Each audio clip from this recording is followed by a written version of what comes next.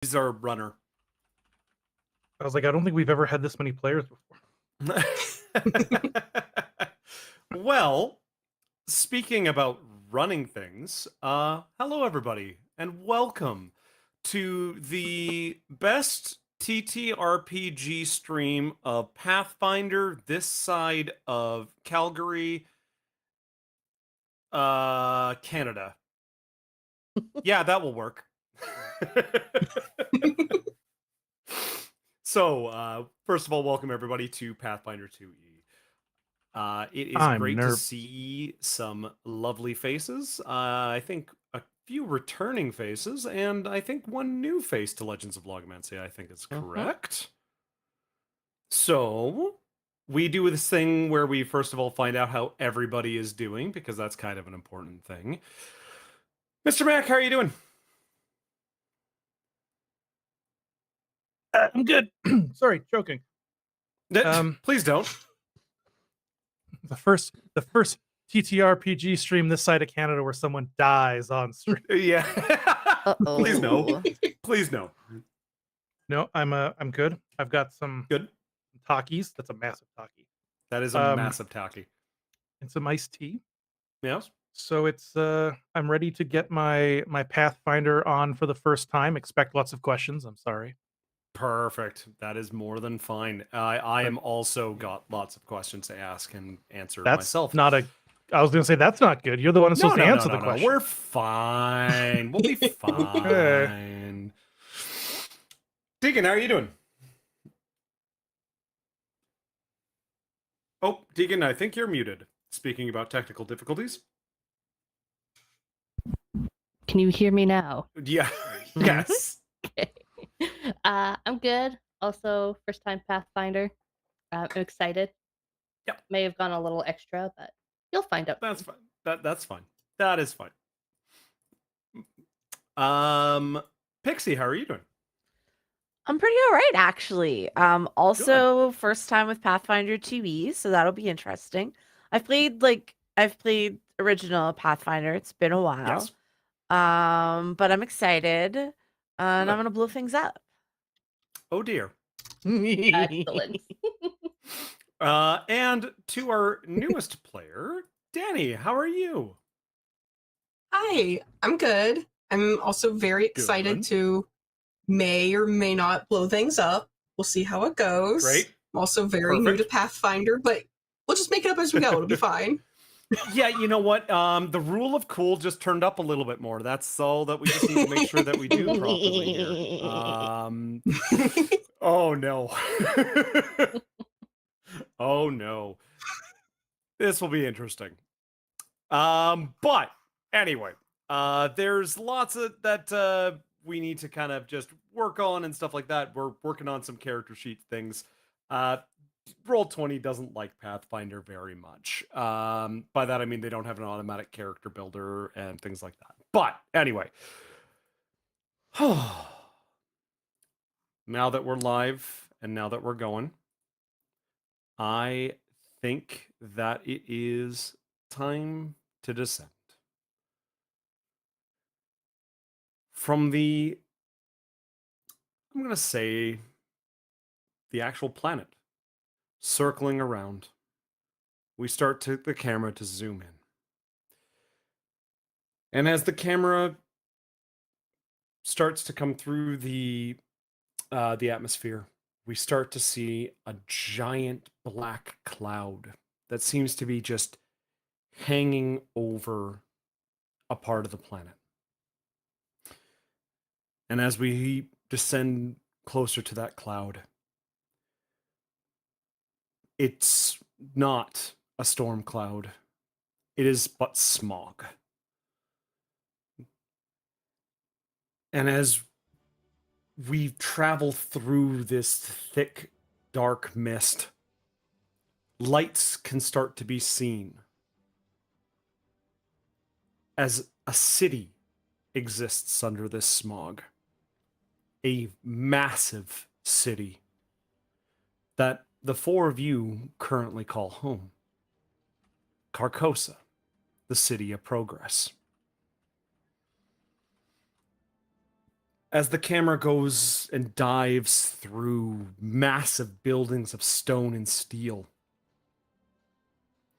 Ships flow through the sky, breaching the smog clouds for trade, war, or other, maybe, thieveries. And we start to come into view of this brilliantly tall tower. Something that hasn't had the time yet to be covered in soot. As a gleaming beacon, almost. A glass orb stands over top, glowing, giving the semblance of light to the citizens of this town. But beside that one is an even grander tower that is pristine, brand new, and shines even brighter, giving that semblance of sun. This is known as the Tower of Light, or, well, this new one. And we come down to a crowd of very finely dressed people and workers running around. In between buildings and crowds, a few goblin crew members seem to be running lines back and forth as they stand in front of the older of these two towers. And you can hear arguing in between different members. But there seems to be one goblin they keep running up to report to. Now, I'm going to need a description of one of the current bosses of these goblins. Is that Zip or Zop? I mean, most people find us kind of interchangeable, although frankly that is somewhat offensive. Quite rude. Yes. Let's see. I have more impulse control problems, so maybe that'd be Zip. That'd be Zip. Okay, so coming running up is a goblin with at least 5 different wires in his hand that seem to be just extending, like, to the ether, basically. And he comes running up and he goes, "Okay, so I have 1 wire, 2 wire, 3 wire, 4 wire, and the 5th wire. Where am I plugging these in?"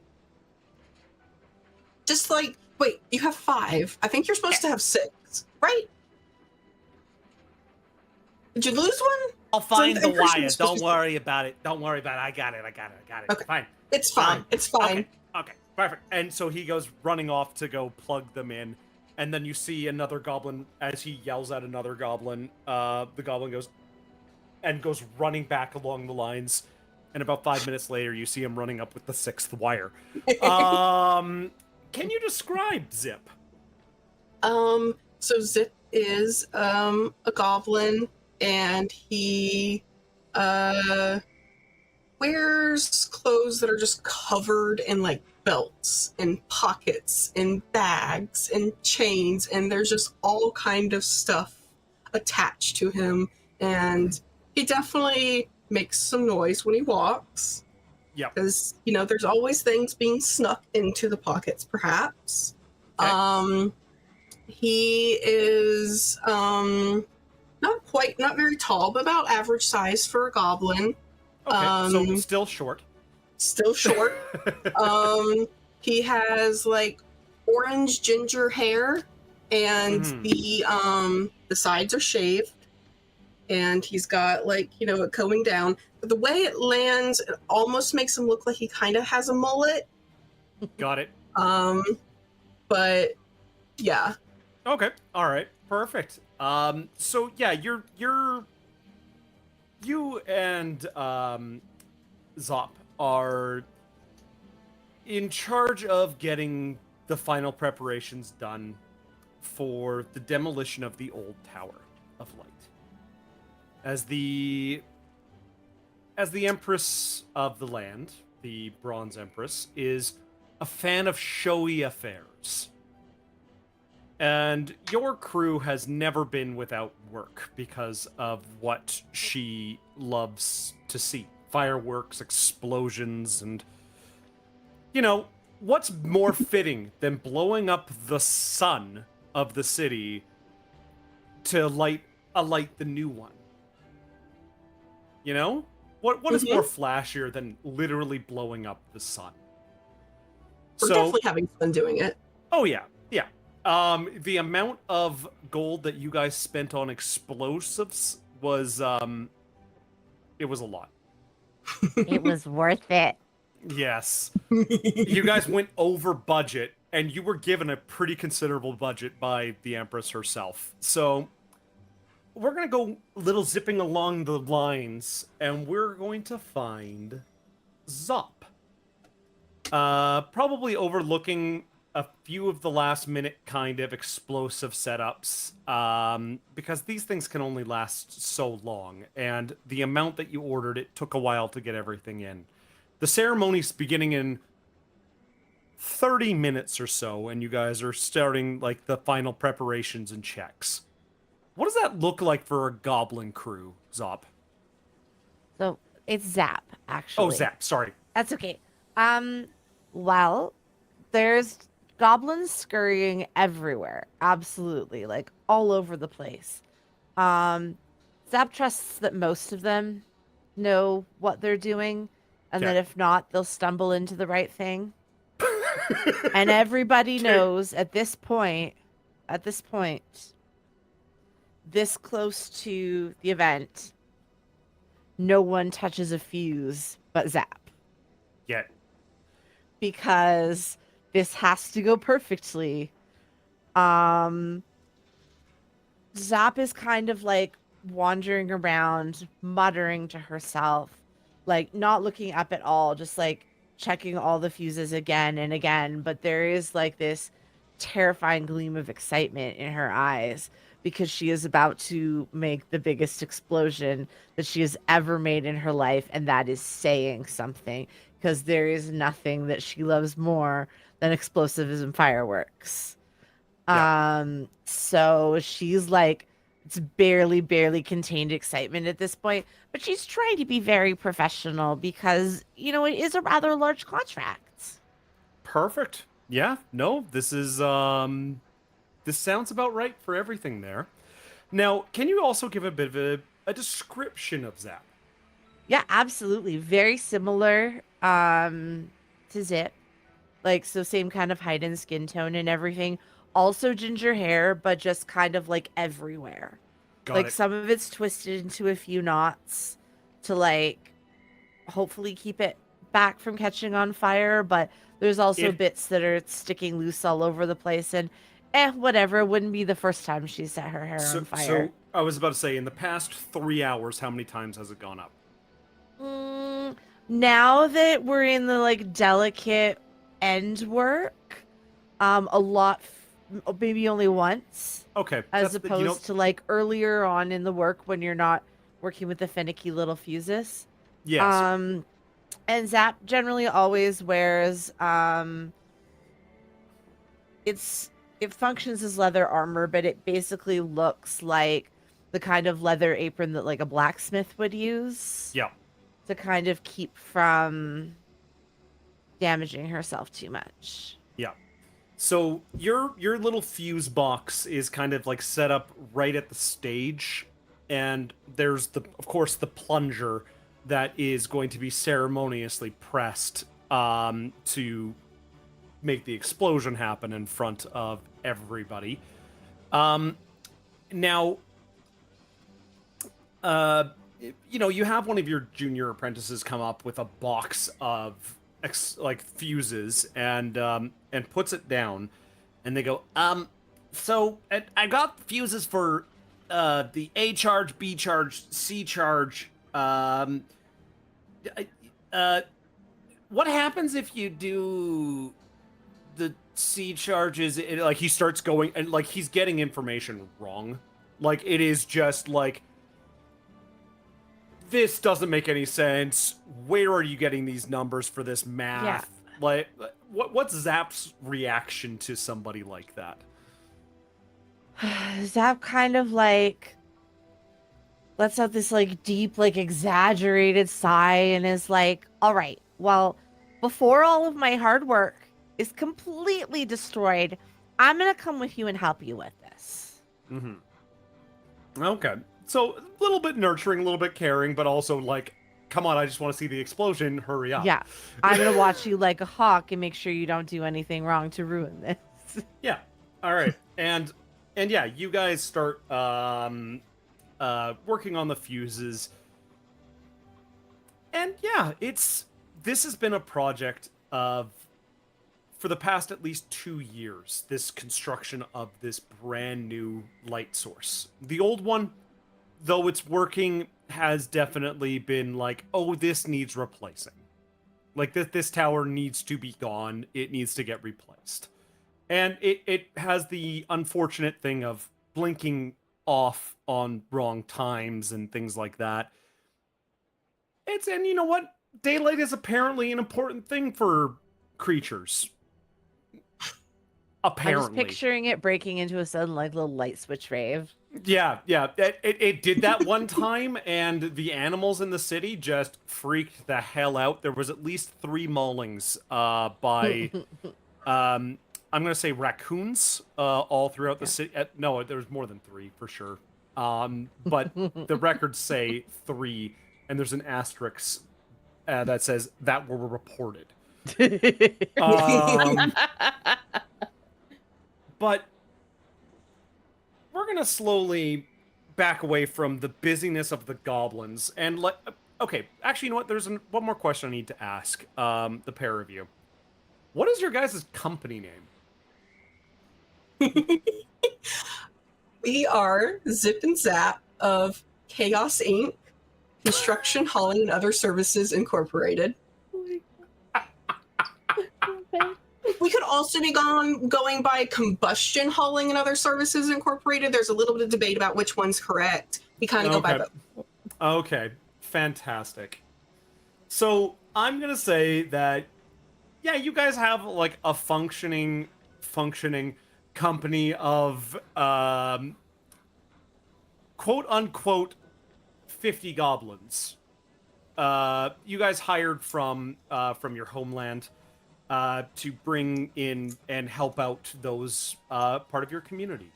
I think there's probably also a lot of like first cousins and third cousins and like a lot of the families here. Yeah, a lot of the family, and you also have like a bunch of people from the city because you do need some taller folk that definitely help cut down the cost on ladders. Yeah. But as you guys are getting through the final preparations, we're gonna go to a close by but slightly out of the way bar. And at this bar, we find ourselves in the company of a rather, I don't know how you would exactly describe this ancestry of people.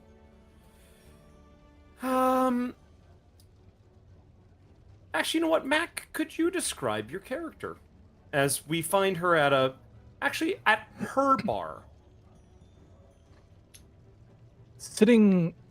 Her bar is more of a, not an ownership, but more so, when you're a regular and you become the favorite, you can walk into the kitchen, no one will question you. Yeah. You have free reign of the place, but you don't make any money from it because that just takes extra effort. Yes. So sitting at a very ornately carved table as opposed to the regular wooden standard tables, you see a pale-skinned woman, skin the color of moonlight, eyes matching, with a slightly yellowed tone to them, but no pupils to be seen. There's long white hair at the moment pulled up in a bun.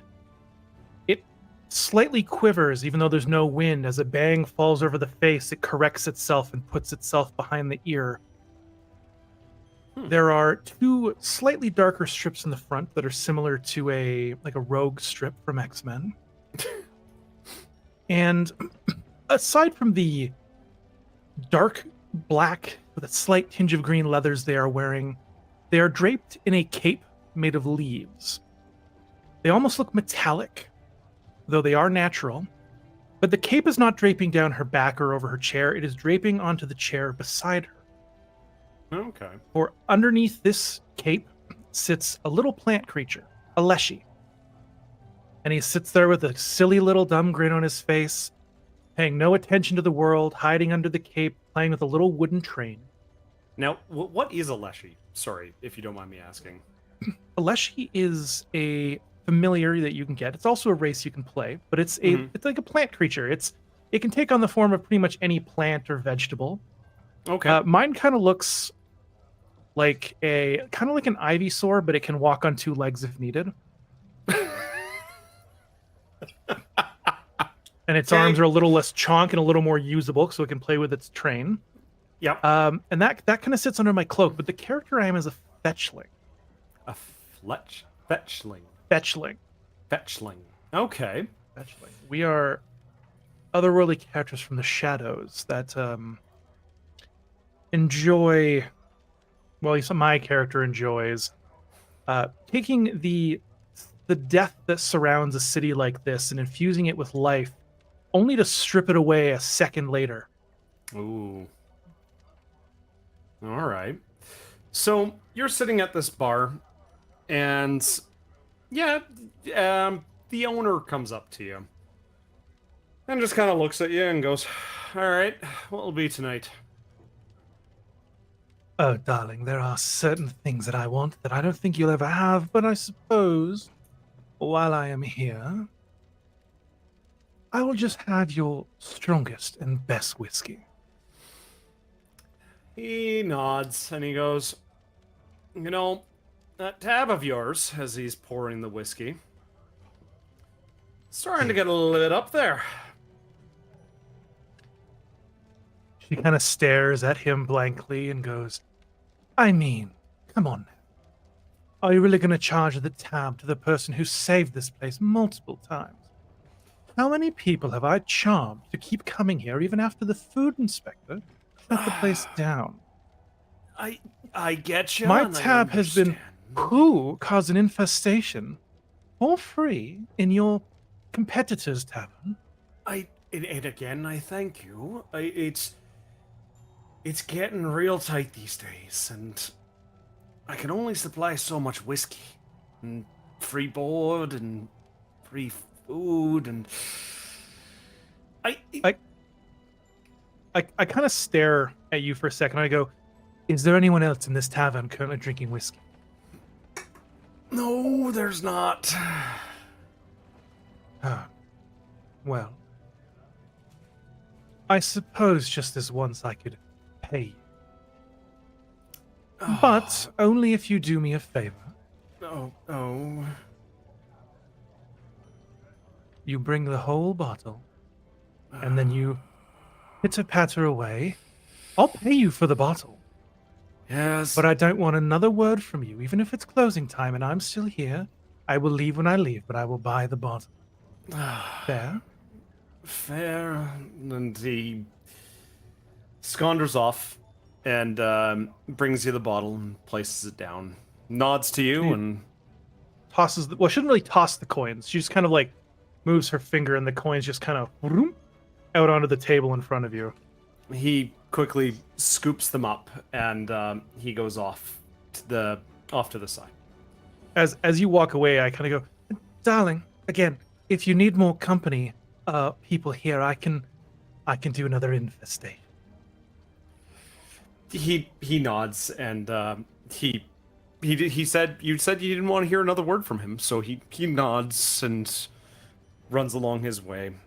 Under my breath, I kind of look to my Leshy and I go, What a smart man. Follows instructions so well. And you start enjoying the bottle, and it does get late. Well, it gets a little bit later, I should say. As you realize that, and the light of the city kind of flickers a little bit, as it's getting ready to get powered down for the final time. Everybody in the area is aware that the old tower is getting shut off for the final time. And as that happens, two men walk into the bar and look around and start talking to each other and notice you. Ooh. They look to each other, they nod, one of them goes up to the bar, and the other one slowly starts to approach you. The man that sits across from you is that of the Bronze Guard. A rather intimidating man, probably about 6'4", dragonborn, sits across from you, and picks up your bottle and pours himself a glass. Cool. As he goes to take a sip, I'm going to use my ability where I can move, like, dehydrate, so I move liquid from one thing to another, basically. And I pull the liquid out from the bottle, and I put it, or from the glass, the shot, I put it back in the bottle, and he takes an empty shot. He wouldn't see this happen, maybe not, but... No. He just kind of is looking, and then as he looks to his partner, he looks back, and the glass is empty as he's about to take a sip. Puts the glass down. And he looks across at you, and he goes,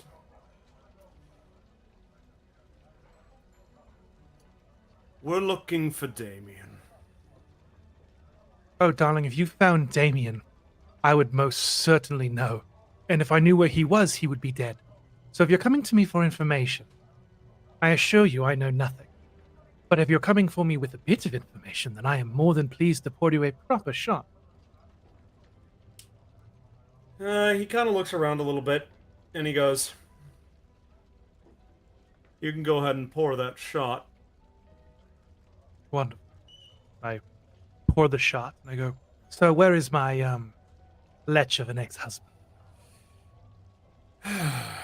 As he takes a sip, he puts a piece of paper in front of you, and it's a reward. It's a bounty, an official bounty from the Bronze Empress herself of 5,000 gold, and the return of the stolen items he has from the Empress. And yeah, it's a pretty big prize, and a blessed item from the Clockwork Church, which normally means that's a pretty magical artifact that they'd be willing to give up. Well, now the real question here, is it dead or alive? Preferably dead, hopefully. Any which way possible. We know of your previous connections with him. Oh, we connected plenty. As much as he is a lech, the connections were always fun. Now, the other question is here, you said dead or alive is fine, but what about undead? What if I decide to play puppet for a while? Is that okay? Well, I mean, you can bring that up with Lord Soth himself when that comes up, but for the most part, as long as the souls are returned, we don't care. Fantastic. He always hated dancing, and I cannot wait to make him dance. So, is there any information you can provide about anything that might point me in the right direction? Because there's something about a vampire that is very hard to track them down in a city that is always dark. Yes, well, thankfully, The vampiric family will be able to assist you with that. Are they turning on old Damien? Yes, they are, especially after Matthew Corvus's release. Oh, fantastic. So they are looking to make amends to the Empress, and to do so, the blood of one vampire compared to the whole coven is normally a more perceived advantage for them. Well, if I can find him, consider him dead. Fantastic. Go make yourself acquaintance to the accounting houses, and they'll help you with any information you need. Before you leave, I'm assuming this can wait till morning. Oh, I do have yes. a full bottle I can finish. Yes, that is more than fine. Any other kind of information, please do let me know specifically. And you recognize this man as Captain Gerard. I go, as long as Go ahead. As long as your coin purse or the coffers of magical items are open, I am free for any sort of work you might need. He smiles and he just goes, "Good, good, good." Now, Before you go, Yes. make sure you say hello to Cheeky. will do. Oh, he stands up, and he leaves the bar with his with the guard that was with him. I And- turn to Cheeky and I go, "Little bug, I didn't say hello to you." Oh yes, that is his name. That's good. I purposely didn't tell you that because I was hoping you'd just leave. Yeah, fair enough. So yeah, he steps up, leaves, and we're going to zoom back out to the ceremony that is happening in front of the new tower. Now, the ceremony is, because these towers are basically beside each other. Like half a city block away kind of thing. The new tower is impressively tall, comparatively. There seems to be a grandstand in front, quite a distance away, I should say, because, explosives are involved. And there are mages that you can see on buildings nearby to try and contain the smoke and the debris going everywhere. But yeah, we find ourselves in front again as two families are... Oops, I did not mean to turn that one off. There we go. Just keep that one going for a minute. We find ourselves as a few families of noblemen and women are standing at these proceedings. The Corvus family is off to the side, and you can see them whispering and talking with a few groups of people. We see the the Vantis family, who are the Coven of Vampires who run the accounting house, the House of Accounting. We see various other families all intermingling, but one family in particular, the sorry, I'm gonna have to ask how to pronounce this, Tegan. How do you pronounce your last name? Your character's last name? Yeah, Astaroth. Astaroth.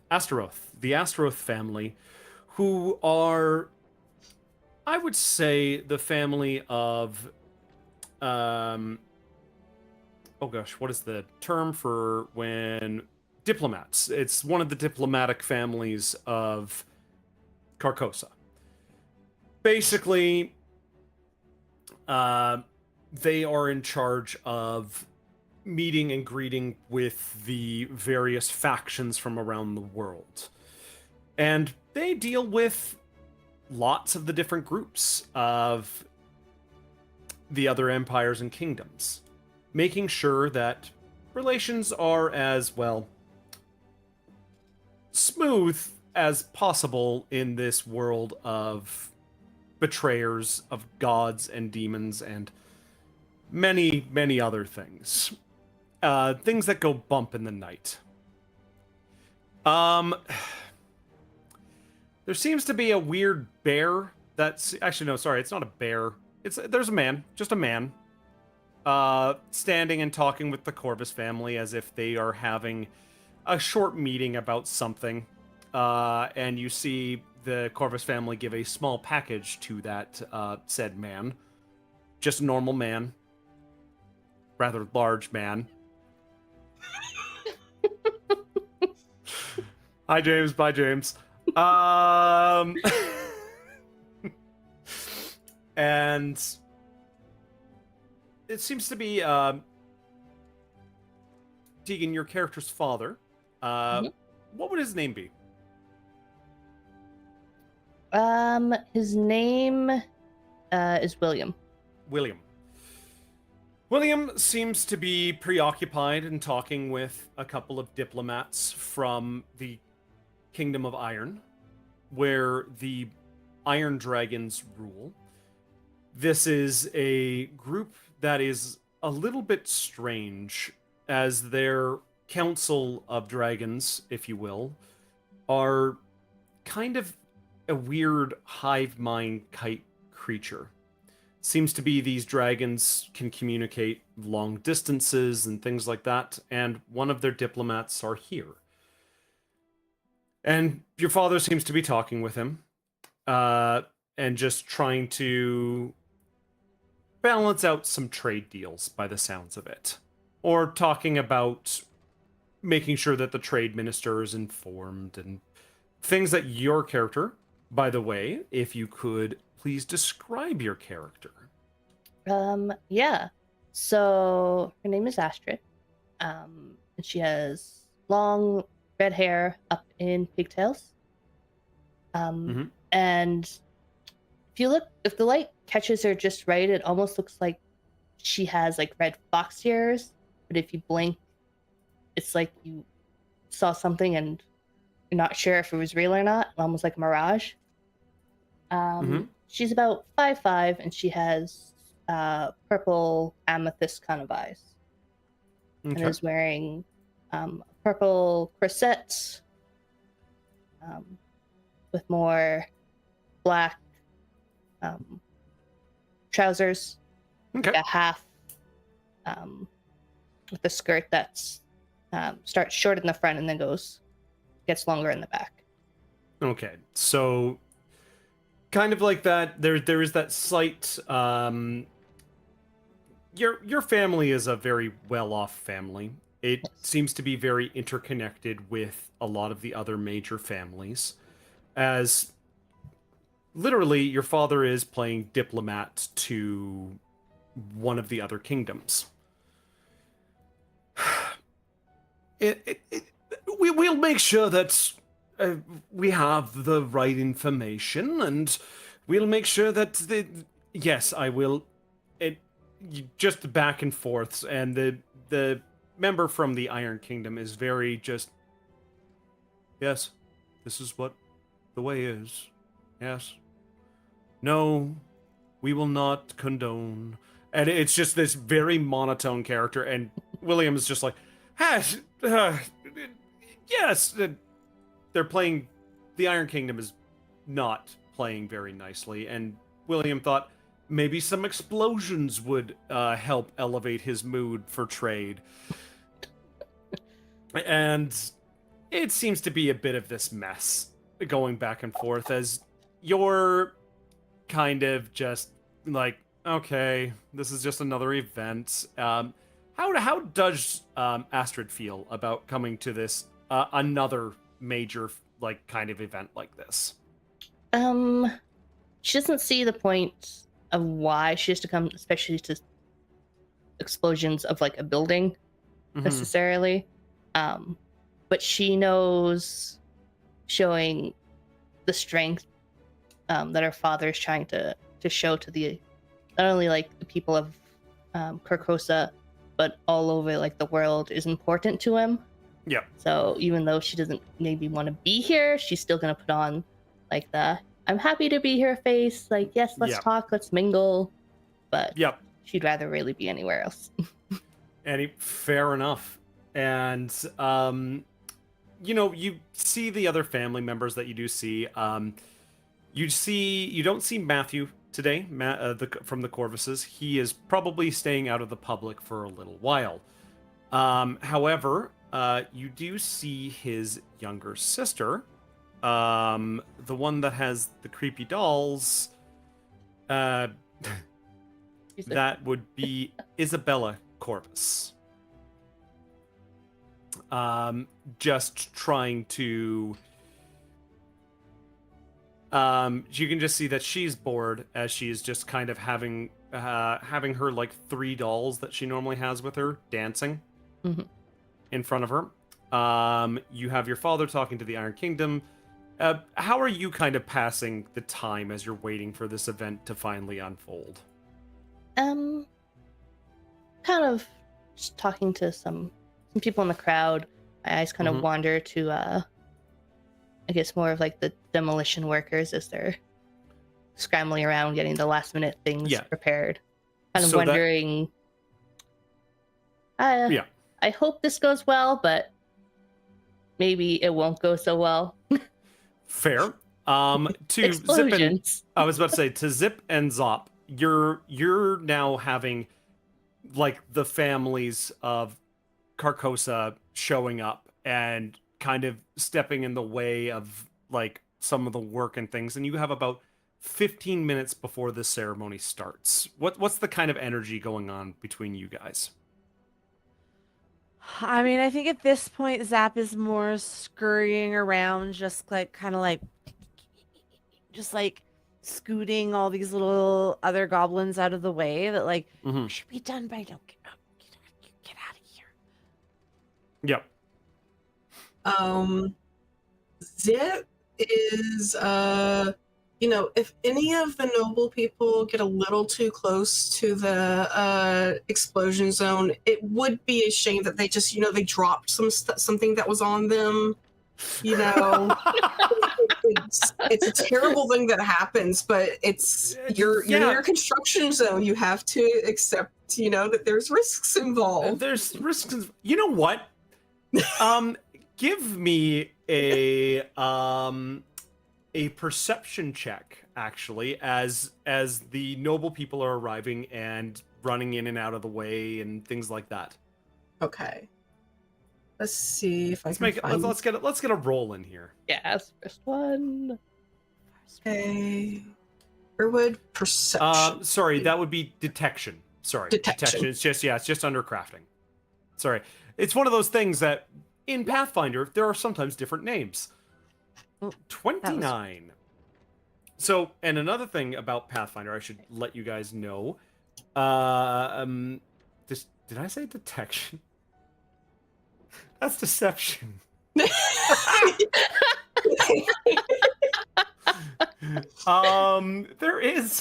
Where is?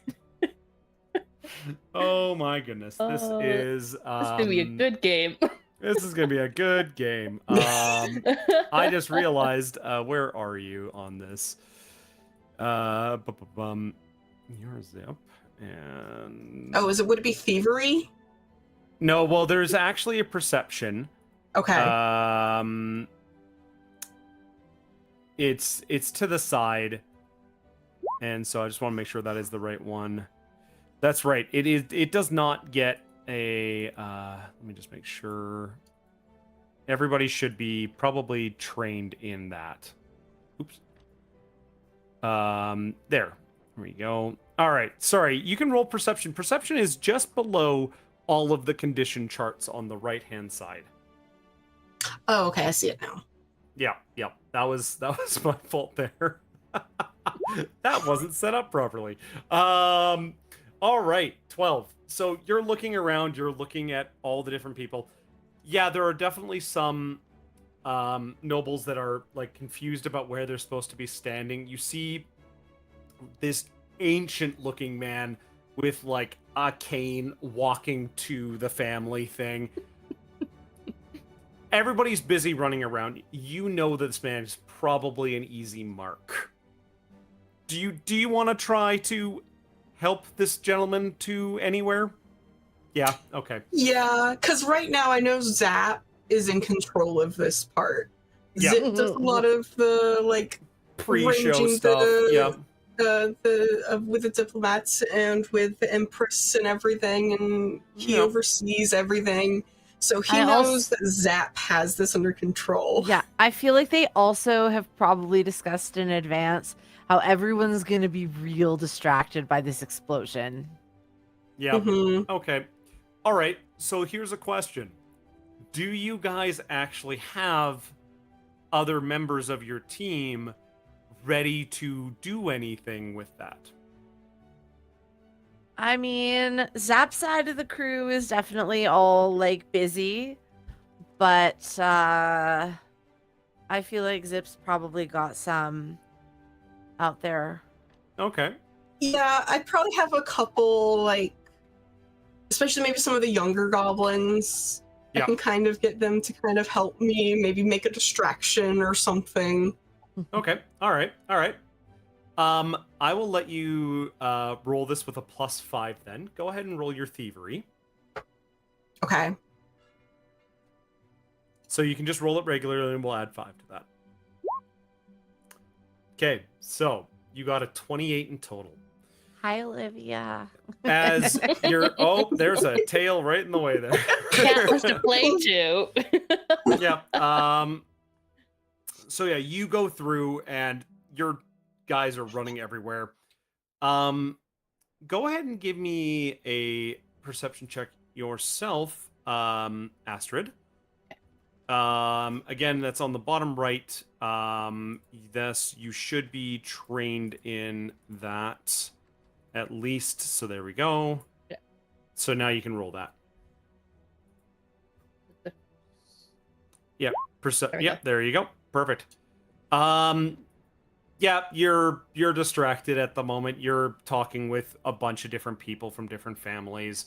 You're playing the good daughter to the to your dad while he is trying to get everything organized and figured out with trade stuff.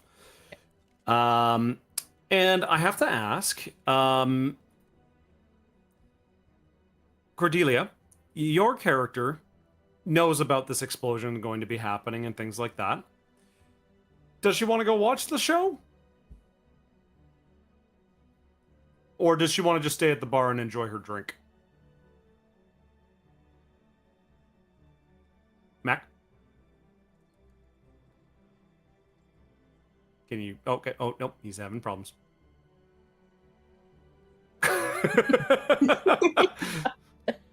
Hello, can you hear me? Yes, I can. Okay, I forgot I turned off my audio source to stop having bees from happening. Oh, right. Fair enough. Yep. So, sorry, did you hear what I asked you? I did, but I forgot in my chaos. Okay, no, fair enough. Cordelia is enjoying the drink. She knows about the the teardown. Does she want to just enjoy her drink tonight, or does she want to go and watch? And bear in mind, there is no consequences to either. And she'll 100% allowed. She's got her bottle. She's just going to take the bottle with her. Okay, fair enough. And go sit on the top of a little building somewhere nearby and watch. All right. Watch the explosion while Cheeky keeps playing with his little train. Okay. So,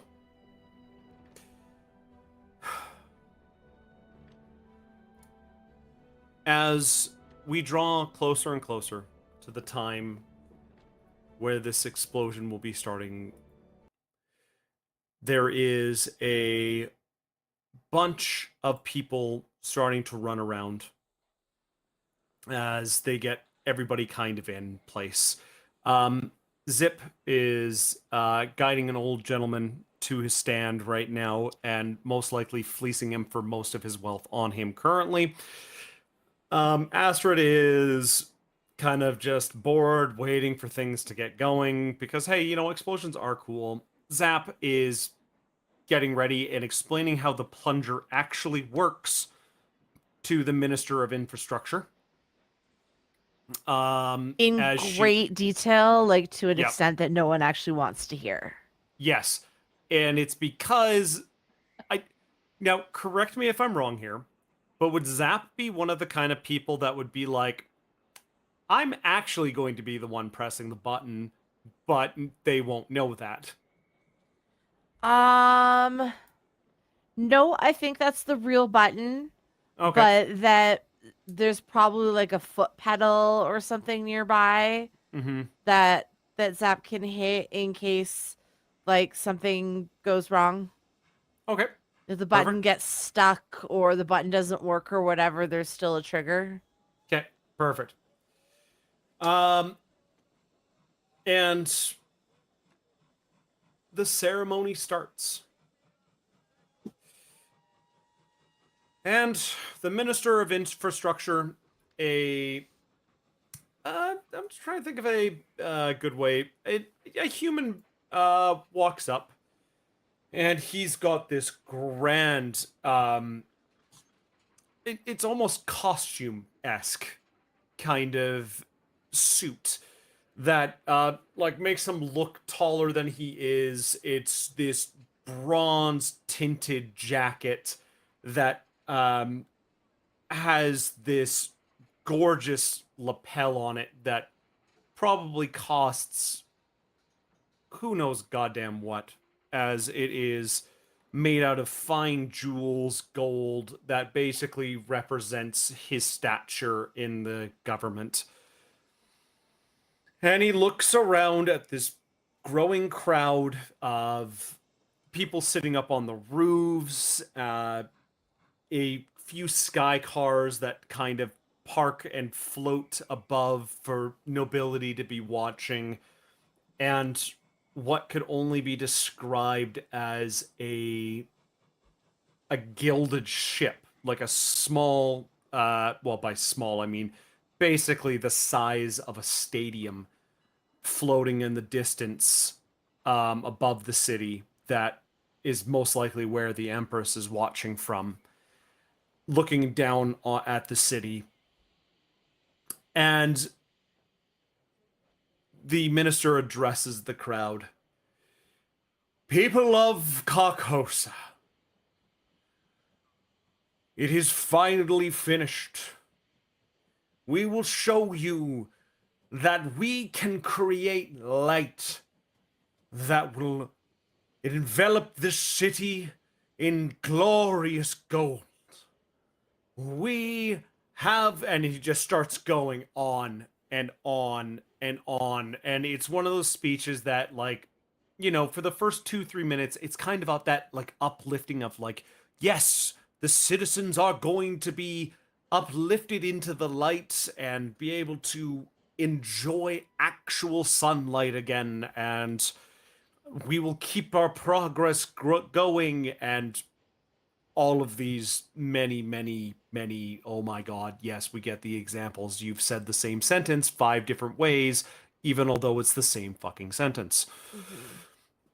And as he goes to finish, he puts his hand on the plunger,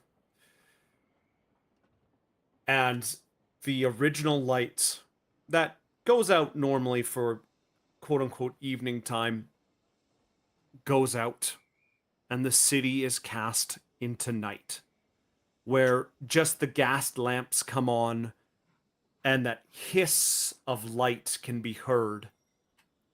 His hand goes to the plunger, and he pushes it down. Now, you guys know those moments where it is silent,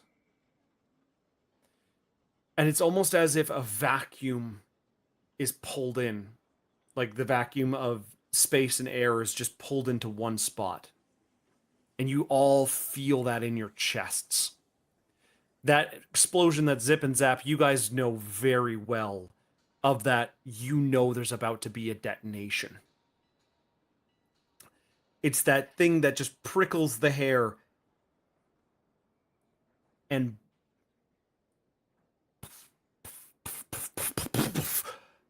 explosions start going up. And you realize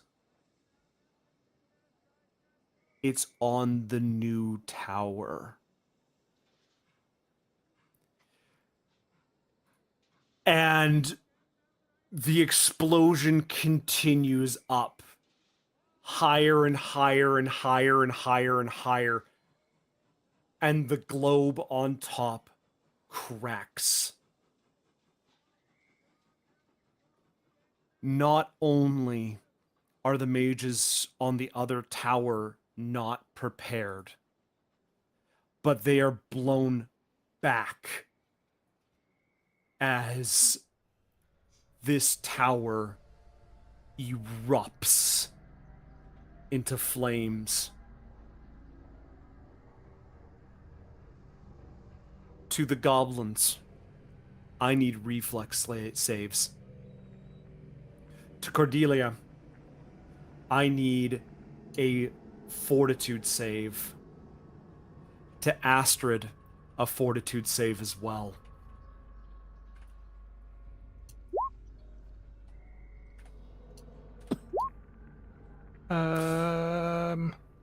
17. 17 for the fortitude. Astrid. 19. 26. 26. So, that kind of leveling feeling hits the both of you as you are knocked on your ass, Cordelia. Astrid, you are able to quickly dive down, and your bottle goes flying. I'm really, really sorry, but it was about half empty, but that bottle goes flying. Someone is going to die. Yes. Zip, you are hit by debris flying out before some of the mages are able to catch the debris as it's flying.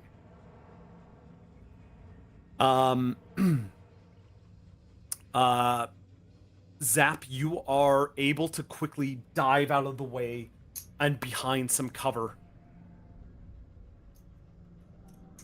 And the tower erupts into flame that reaches the sky and even catches some of the smog on fire.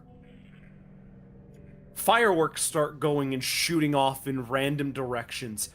Like, you know those ball lightning ones that kind of just do those giant swirls? Those start flying off into some of the airships that are nearby. As this eruption causes chaos and panic. Everybody starts running. Real quick and real fast. Nobody is standing still. The families are running. Your father grabs you, Astrid, and you guys start running. Cordelia, you are far enough from the chaos, and the other people on the roofs nearby all start just getting up and looking at this tower collapsing in front of them. And as this is all happening, we start to see debris flying. So we are going to kind of zoom out a little bit. And we're going to go back about 5 days, just in a quick little back here, as you guys are just setting up for the explosions. And you give your workers the sheets needed to set up. And the numbers were backwards. Somebody literally wrote the numbers backwards. And all the information was reversed. And the crews that you sent ahead to set everything up, you've sent them 100 times to many other explosions in many other places. And all you've ever had to do was just give them the paperwork to sign everything, and you would get there the day of and set up all the wiring. But there was a bit of a mix-up. And we're going to get back to the current day, as everybody is running. And yeah, what is everybody's immediate thoughts about what just happened? Let's go further back out first. Cordelia, what are your thoughts about what just happened as you look across the rooftops here? As I'm blown back Mm-hmm. and kind of like cape myself over to avoid any dust getting in the eyes, I Yeah. stare not with, I mean, anger over the drink, but other than that, I don't stare in awe in the way some might be.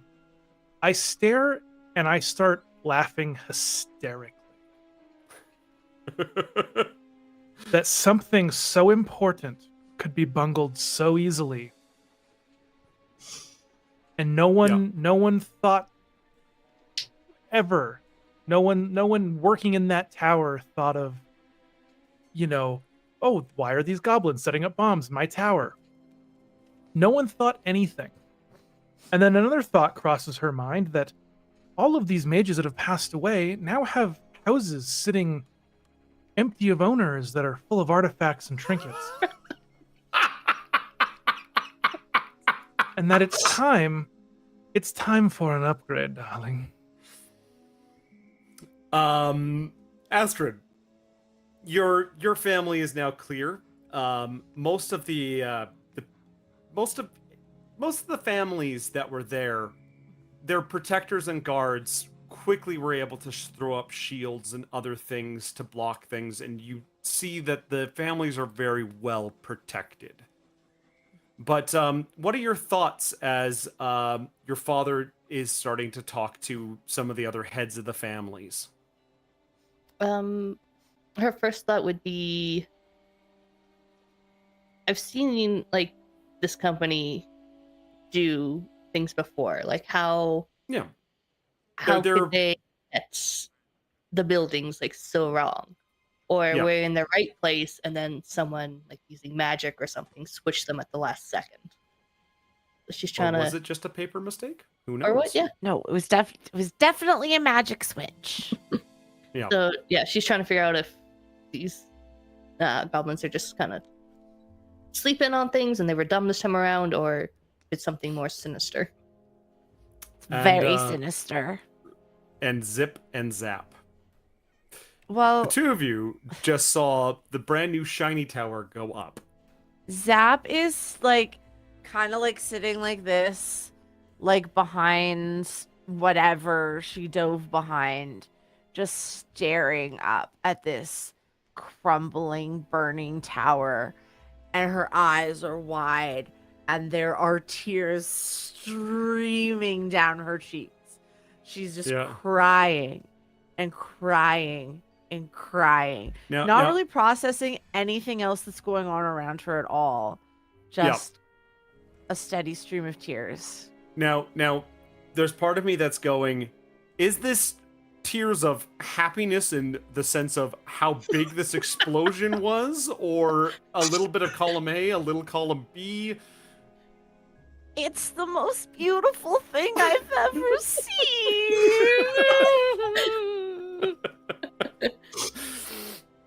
And Zip.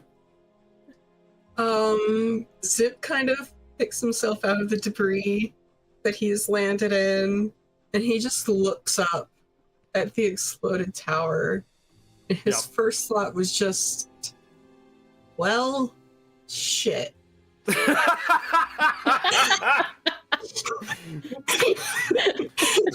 Well, shit. Like, we might have to move town. How fast can we relocate the entire business? Yeah. All 50 goblins. Yep. So we're going to kind of skip ahead just a day or two from here. The original tower gets turned back on the next morning as this slightly flickering beacon brings the dawn to the next day. The smoldering remains of a once glorious tower remains. A lot of the goblin crew was rounded up, but Zip and Zap, I'm going to mess this up so many times, were able to hide away for a little bit and begin proceedings with discussions about what happened, how could this happen, where did this happen. Like there's a lot of things going on. You're speaking through basically an interpreter to somebody, so then you guys aren't necessarily, the Bronze Guard are trying to find you, but at the same time you're talking with everybody through a secondary source, basically. I feel like we send a different one of the crew every time. Yeah, exactly. Exactly. Yeah, they go like, okay, like we can't follow that one because they keep swapping. And the Bronze Guard are literally confused because they're like, no, you're the one who came yesterday. No, you're not. Oh, god damn it. But you keep putting the same clothes on the goblin. Yes. But then they go, wait a minute, no, you're not the same. God damn it. And so they've kind of come up with an agreement to talk, because they're like, okay, you're obviously in hiding, but and they're currently at the bar. Oh, you know what? Mac, we never decided on the name for your for the bar that you frequent.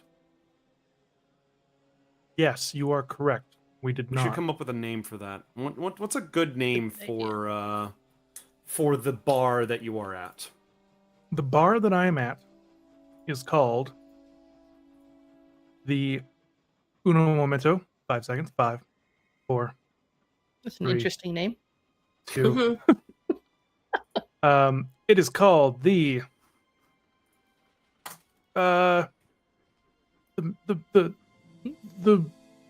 hold on, I got this. I'm looking at a list.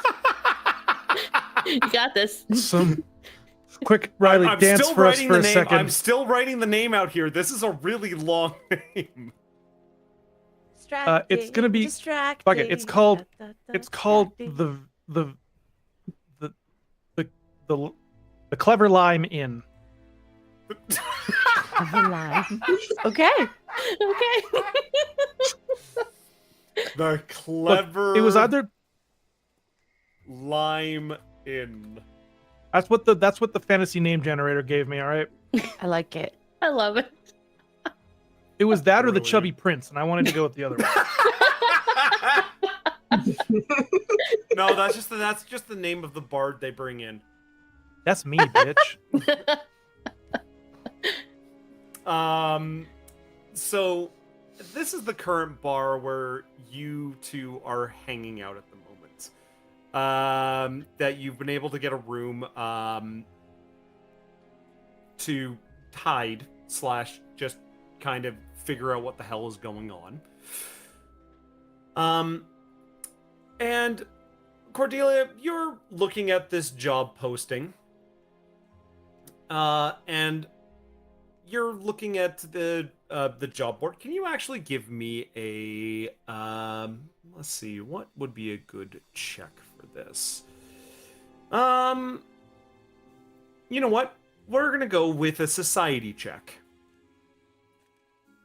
Society is kind of one of those skills in Pathfinder that's kind of like information searching, being able to talk to people, and get some one-ups on knowing things in the city is the best kind of way that I could describe society checks in Pathfinder.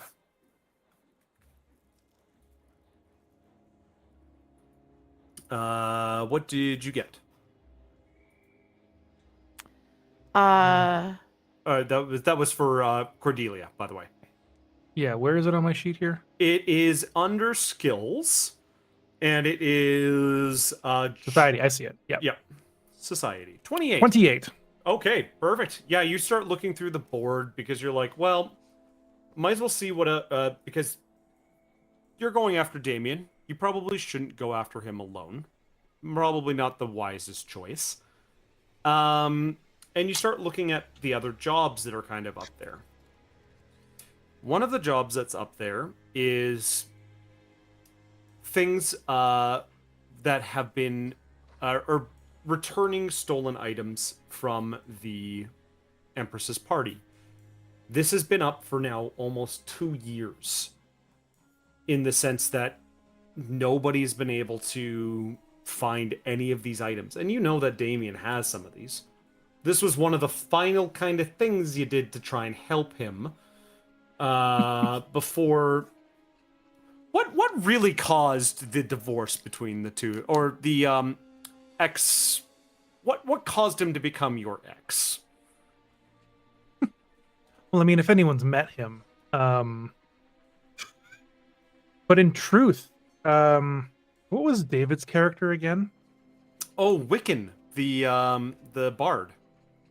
Yeah, Bard of Light. So the role play that we used to infiltrate when I played Damien, yes, we used to infiltrate, being very flirty with each other, extended a little bit.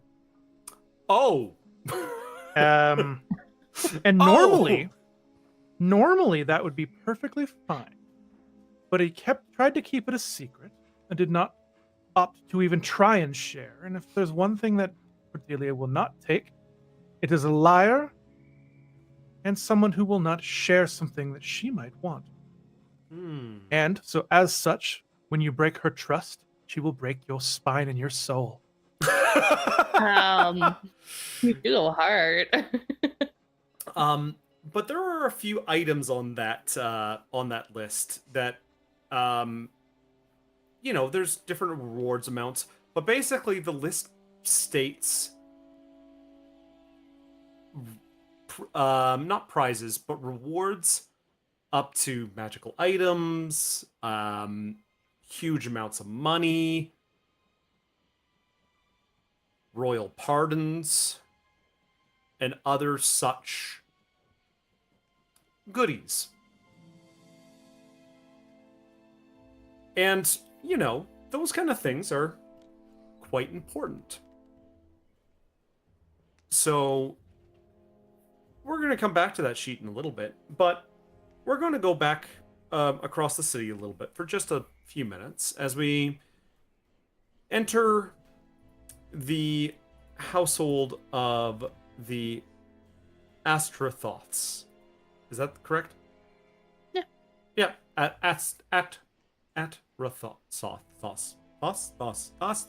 Okay, I will take a speech lesson on Ash. the Ash family. And we are in the grand kind of in one of like the, not what I want to say ballrooms, but like dinner rooms of this family. Your family, like I said, is pretty well off. As they are discussing around the dinner table, your family is basically you, your father, and I want to just say maybe a older or younger sibling, you think? Older sibling. All right. And this would be from his first wife. So this is your half sibling, basically. And he's a rather interesting gentleman, a kind of librarian of sorts that takes care of the ledgers for your father. He is this, like, he keeps all of your father's meetings and all this. He's basically going to be the next minister of diplomacy for the city. And he looks up at you as you're probably the family's discussing about the tower incident. And he looks up at you and he goes, "So,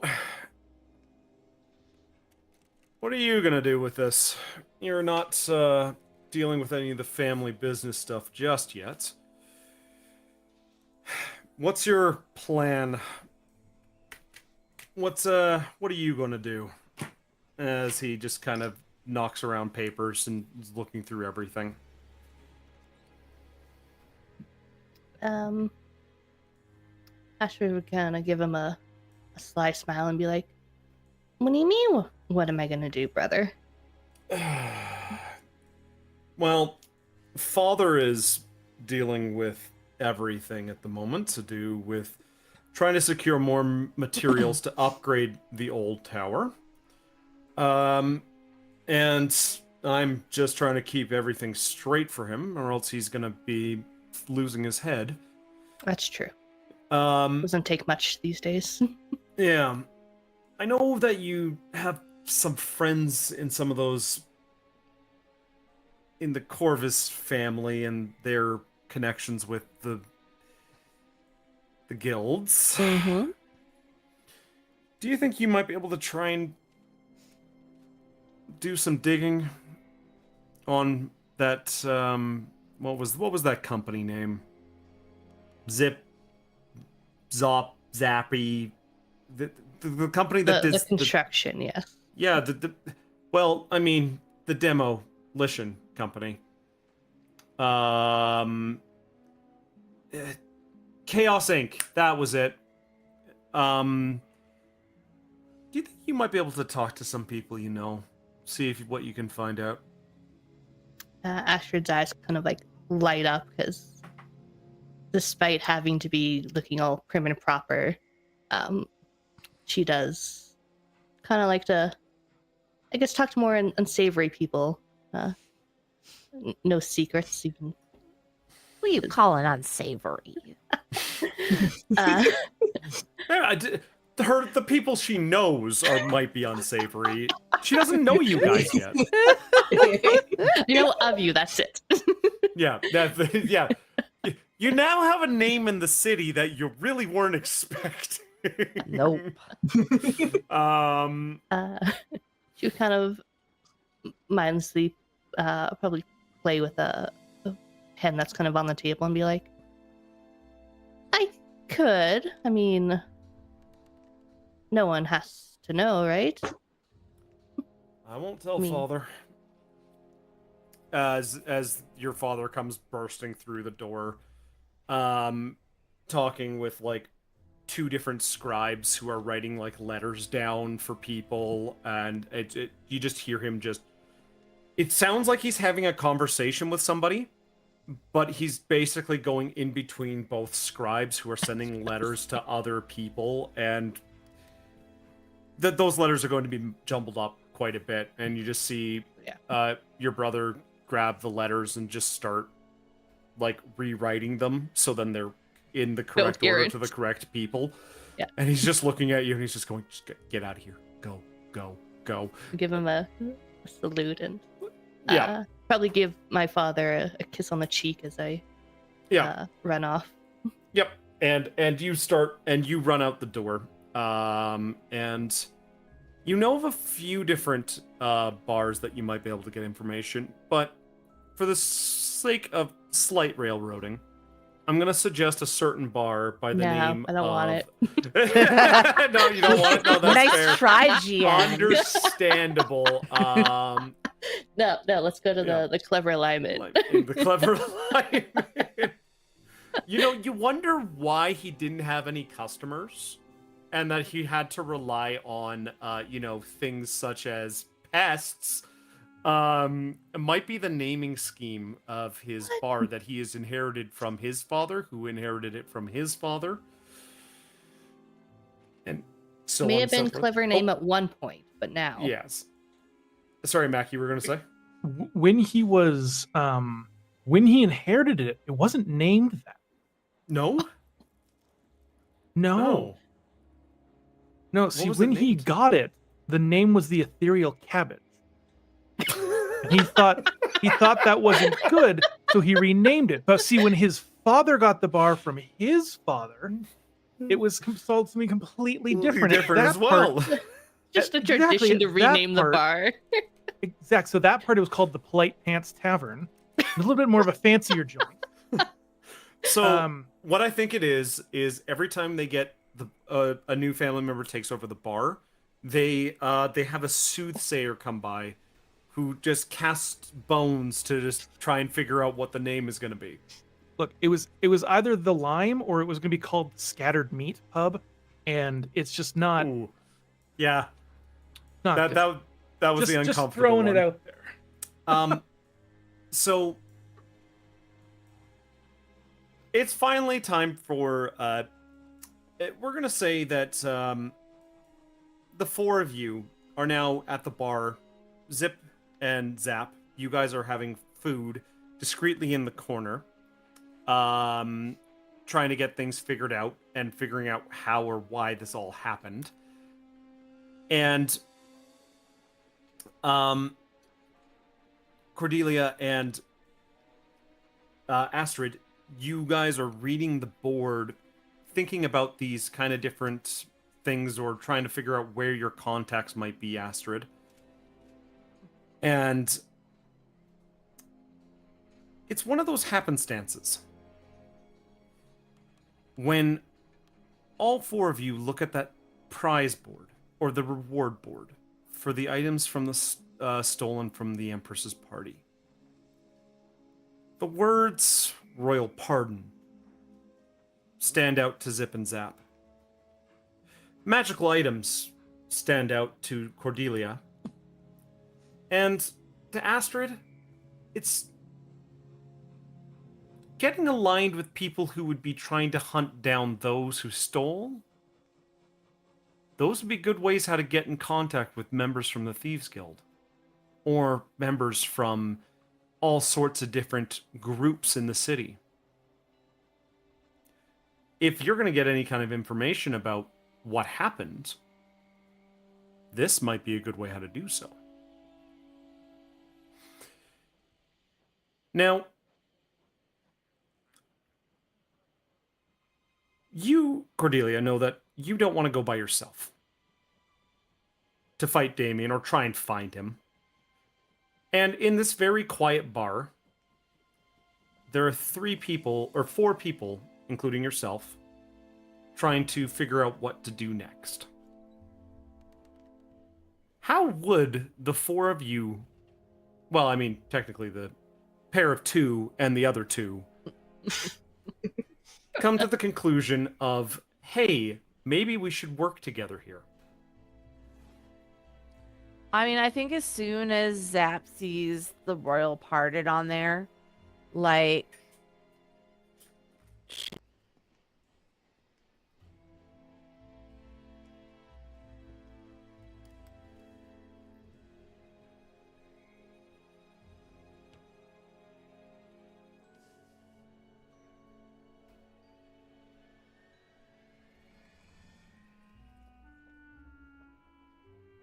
unobtrusive.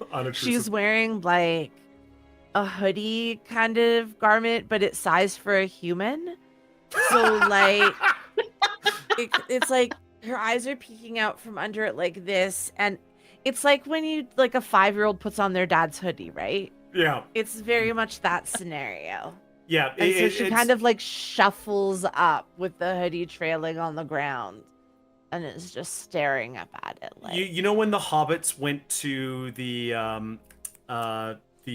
inn in the first movie, and we have like all the hobbits are just, you know, they're wearing proper size clothing.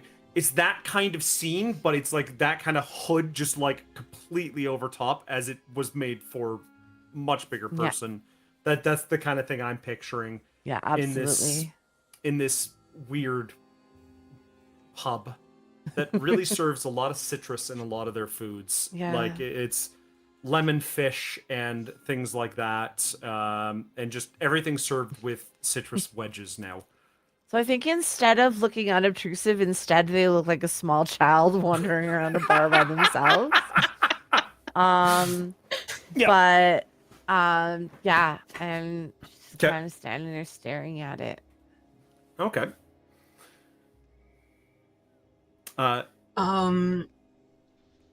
Zip's way of looking unobtrusive is to wear a human-sized hat. Because they think if they cover up their hair, then they're not noticeable. But Yeah. it definitely slides down and covers like most of their face. Yeah. But and the he'll bright notice orange Zap hair picking up. still just Just like peeks out underneath because it slides Hides down the ears, so far. though. That's Yeah. important. covers Exactly. the ears. But when Zip sees Zap get up, he'll immediately follow her and Yeah. look up at the board as well. Okay. I have not looked at the board because I already know that I'm supposed to be looking for Damien. Mm-hmm. So I kind of take some coin, a little bag, and I raise it in the air and I kind of give it a shake and I go, I've got some coin for whoever decides to join me on a quest to kill my ex-husband. Just Now I will note, before you are worried about, murder, this has been sanctioned by the gods. You see a couple people look up and like, a couple of the other bar goers and they look up and they think about it. Then one of them goes, dude, she's talking about Damien. And one of the guys just goes like, nope, fuck that. Sits back down. So would the goblin siblings have any concept of who this Damien is? Nope. Okay. Would I? So, I feel like I'm imagine that they kind of look at each other and they're like, could get us out of town for a while too, which might be beneficial. Mm-hmm. And I think that this conversation is mostly held through like head tilts and nods and head shakes and stuff, right? Like, Yeah, and then there's like I squints the best we can, considering our eyes are mostly covered up. Yeah. No, the hats come up and the hood comes up a little bit, comes back down. The hat goes up, comes back down. Like there's lots of movement in front of the jobs board at the moment. Astrid, yes, you would know Damien. You would know of Damien through the Corvus family and through the different kind of channels that you have loose connections to. You wouldn't know how dangerous he is. Okay. Would I have known what he did with Matt? At the party? You may. You know what? Give me a society check on that one. Wait, sorry, I'm just cluing into something. 24. You know Matthew? Yes, she does. Or not Matthew. Sorry, not Matthew. Sorry, David's character I meant? Oh, no, she does not know David's character. Okay, sorry, ignore me. Yeah, no. She knows of Damien. You don't fully know if he had anything to do with the Corvus family stuff. Okay. You know that he was a socialite, and part of the vampiric family, but that's about as far as your knowledge would go on him. Okay. And but she jingles a bag and says, "Who wants to help me kill Damien?" I mean, that's how do you get a party together other than beer, gold, or the promise of magic items? Look, it's always like you meet in a tavern and there's a quest for you to do that's going to help save the town. Fuck that. We're murdering my ex-husband. Yeah. After thinking it over for a bit, Zap kind of shuffles over and looks up at Cordelia and says, "Does he really deserve it? Like total scumbag?" Well, look, darling, let me put something into perspective for you here. I'm offering money to kill a fairly well-known vampire who did a fairly well-known bad thing. But all of that shouldn't matter because the god, the big god, the fancy god, are the ones who want him dead. It's just, well, I mean, I do too. But they came to me about his death. So, regardless of my reasons, if anything, you're just joining me on a quest sanctioned by me by the government and the police and all those people themselves. So there's no worry if you're worried about getting in trouble for murder. There's no worry if you're worried about any of that stuff. You are free to murder as much as it takes to find my poor ex-husband. No, that's really not an ethical dilemma. Just sometimes when it comes to men, it's more fun to kill them if you know that they're a dickbag. Oh, yes, okay, if that's the case, then yes. He, during his little escapade where he ruined everything and stole stuff he wasn't supposed to steal, he met another, and he went with that other, and then continued to go with that other, and never once told me or invited me, and left me in the dark. And that's the problem. So if you want, you can think of him as a cheating, lying, soon-to-be dead bastard. I mean, that sounds kind of fun. I mean, yeah, if you need somebody who's pretty good with explosions, I think I'd do it. I think I'm your girl. Because here's the thing. If you could, by chance, craft me, in our journey here, an exploding steak, that would be amazing. I mean, I've never made a bomb that looks like a snake before, but No, not a snake. A steak. Oh, steak. Oh, a stake through the heart. Yeah. That does not is kill. something. That's also something I've never done before, but I like the idea, and creativity is just fun. If you're going to murder someone, do it creatively. Oh, I am with ya. I can come up with something. Well, welcome to the group then. Oh, and my brother will come with us too. We do most things together. Not in a weird way, I'm assuming. No. What I just need to make sure about? the company I keep is good company. You can't murder with weirdos. You got to murder with fun people. Murder with weirdos. I don't know if I can promise that I'm good company, but I can promise that I am not sleeping with my brother. Oh dear Lord, that's not what I meant at all. I meant like, are you two like close siblings? Is there going to be fighting I have to deal with? No, we don't fight either. Okay, so that's what I really want. I mean, the other thing is good information to have. Don't get me wrong. But I'm sick of squabbling and bickering between people. I did it enough with Damien myself. So I just wanted to make sure. Where your mind went is your mind, but that's okay.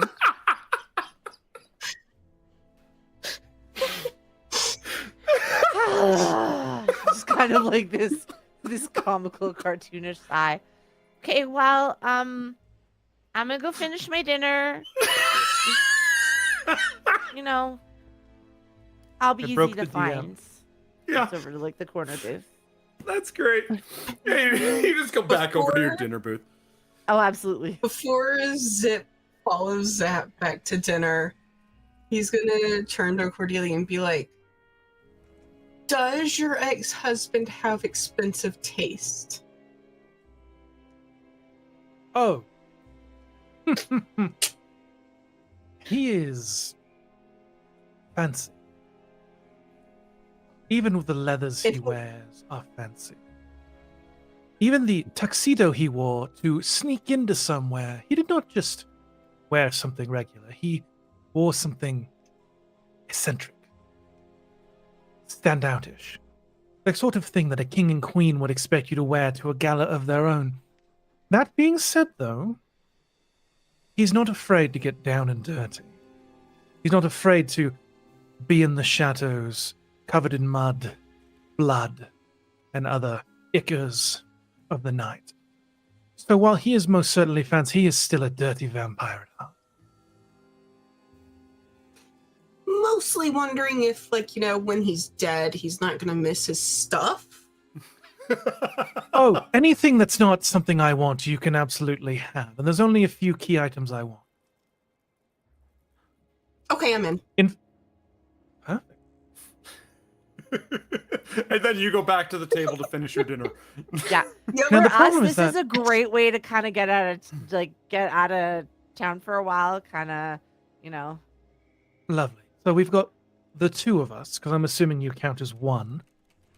And they say that three is company, so I'm assuming it would be nice to have one other person, preferably not focused on explosions, because there's only so much you can do with explosions. No Oh offense. my gosh. Oh, done Hilarious. taken. So Just imagine Astrid kind of sitting not too far from them at the bar and just hearing this and being like, yes, but no, but yes. yeah. Do I notice them like kind of questioning,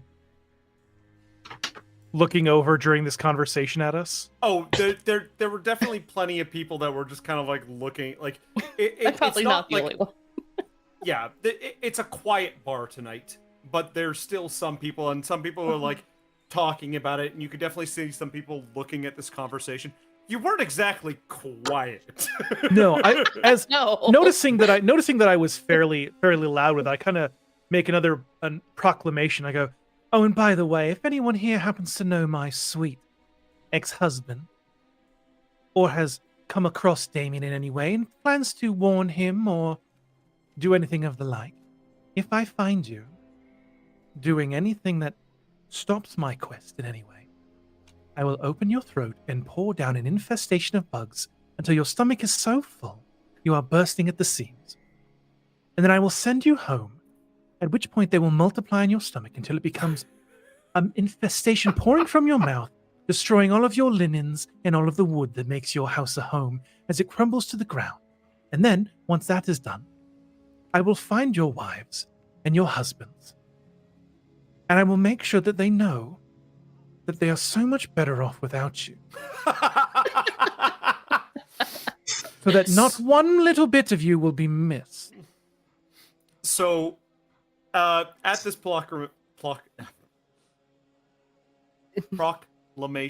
Oh my god, I tried to like mix the L into the beginning part of that word of that sentence. There's definitely a few people you see sit back. Did you see one guy sit back down? And just sip his beer again.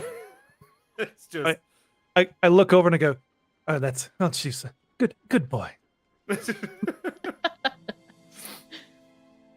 So Astrid, at this show that happened at the center of this of the bar, what is her thoughts on this situation? That this woman hates her ex-husband, and like to the extreme, and is going to do. He did terrible things, and she's going to do terrible things to him. Yes. Like objectively, it's like this might be something you go to divorce court and you deal with it and you're fine. But I'm a witch. I am that witch. The witch who's a witch. Oh yeah. Yes. But I got coin and the government granted me the ability to do this. So yeah. Yep, and everybody in this bar knows who you are. Like all the patrons know that you are the witch of this bar. This is your bar. It just belongs to that guy.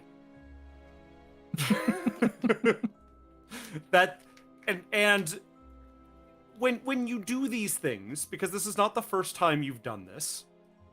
This is probably not even the second time you've done this. But you have been known to make proclamations in the bar, and if they don't listen to it, they have seen what's happened. So, Astrid, how do you approach this? I think after kind of the shock of what she's heard, she's been kind of around some unsavory people before, but that was very detailed. Excuse me. She would go up to her and be like, well, I know of him, and I do have some connections in higher places if you would like my assistance in finding him. Ooh. Well, I mean, anything helps, of course. What do you look like again? She's about her early 30s, long red hair and two pigtails. And if the light catches her head just right, it almost looks like she has fox ears. I kind of like stare at you for a second up and down and go, yes, you might be great as a lure or bait as well. You seem quite another like his type. You would be great. He's not going to come talk to me all willy-nilly and freely. No.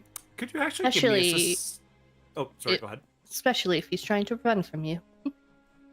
See, another soul who understands my plight. Lovely. Can you actually give me a society roll, Cordelia? Oh, yes, I can. That's another 23? 23. Astrid, how hard are you trying to hide? Are you trying to hide the fact that you are from your family, or are you just trying to be just Astrid and not the family? I'm just trying to be me, like just Okay. Astrid. Just Astrid? Okay, so I roll me. I kind of only want my brother to know Okay. why I'm really here. Okay, roll me a deception check. This isn't to be malice or anything like that. This is just how much your character would know. 12. Okay. 12. Cordelia, you do know who she is, but you can tell that she is trying to hide it. Okay. I kind of like poke them on the shoulder and I go, you will most definitely be handy, but you're... And I kind of get close and I go, secret is safe with me. Just rolls her eyes and is like, that's much appreciated. All right. So, well, drinks, everybody. and the four acquaintances of acquaintances, if you will, sit down to a lovely citrusy filled dinner and a few drinks to be shared around. And I think this is actually a pretty decent spot to have a quick break because we can set up for the next day. So, Maestro by the name of James, could you please put us on break? Thank you very much, sir. Bye. Bye. We will be back in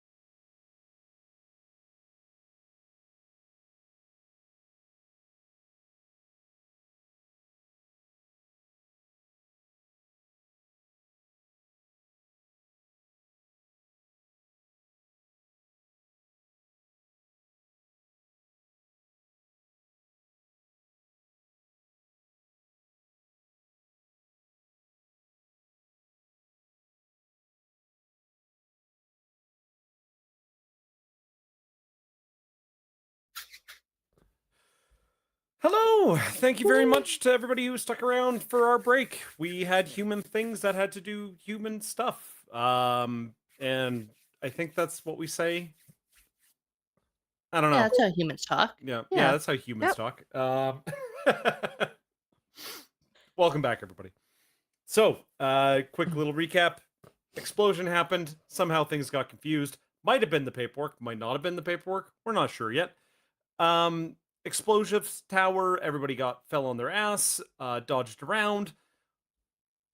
And now the party has met in the bar where a jingling bag of gold and a ask to kill somebody's ex has been issued.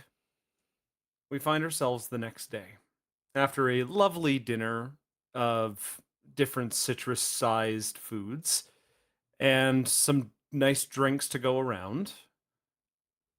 The party wakes up and looks to Cordelia.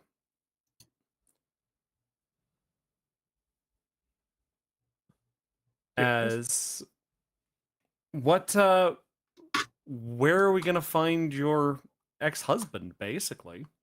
Yeah, fill us in, boss lady. Well, I mean, I don't exactly know where he is. Well, but you must know enough about him to like have an idea where to start looking, right? Oh, I have ideas. You do know, remember, of course, the message from Gerard earlier, which was that there might be some information from the House of Accounting. Yes. It's not direct information per se, but we can go pick up some direct information. We must go towards the House of Accounting. I hope none of you are banned from there. Not as far as I know. I don't think so. Yeah. No. I was about to say, yeah, people looking for you. That's, one of the kind of things. But yeah. Well, if none of you have any complaints, then I suppose in the morning we shall head to the House of Accounting, where we will get the information that I've been promised is awaiting me. And we will use that to find my lech of a husband. And complete our task. Any objections? None at Not all. for me. What about you, lady with the red hair? No, I know a few people in that house as well. Sure, I can poke around as well. Yes, put on that foxy charm.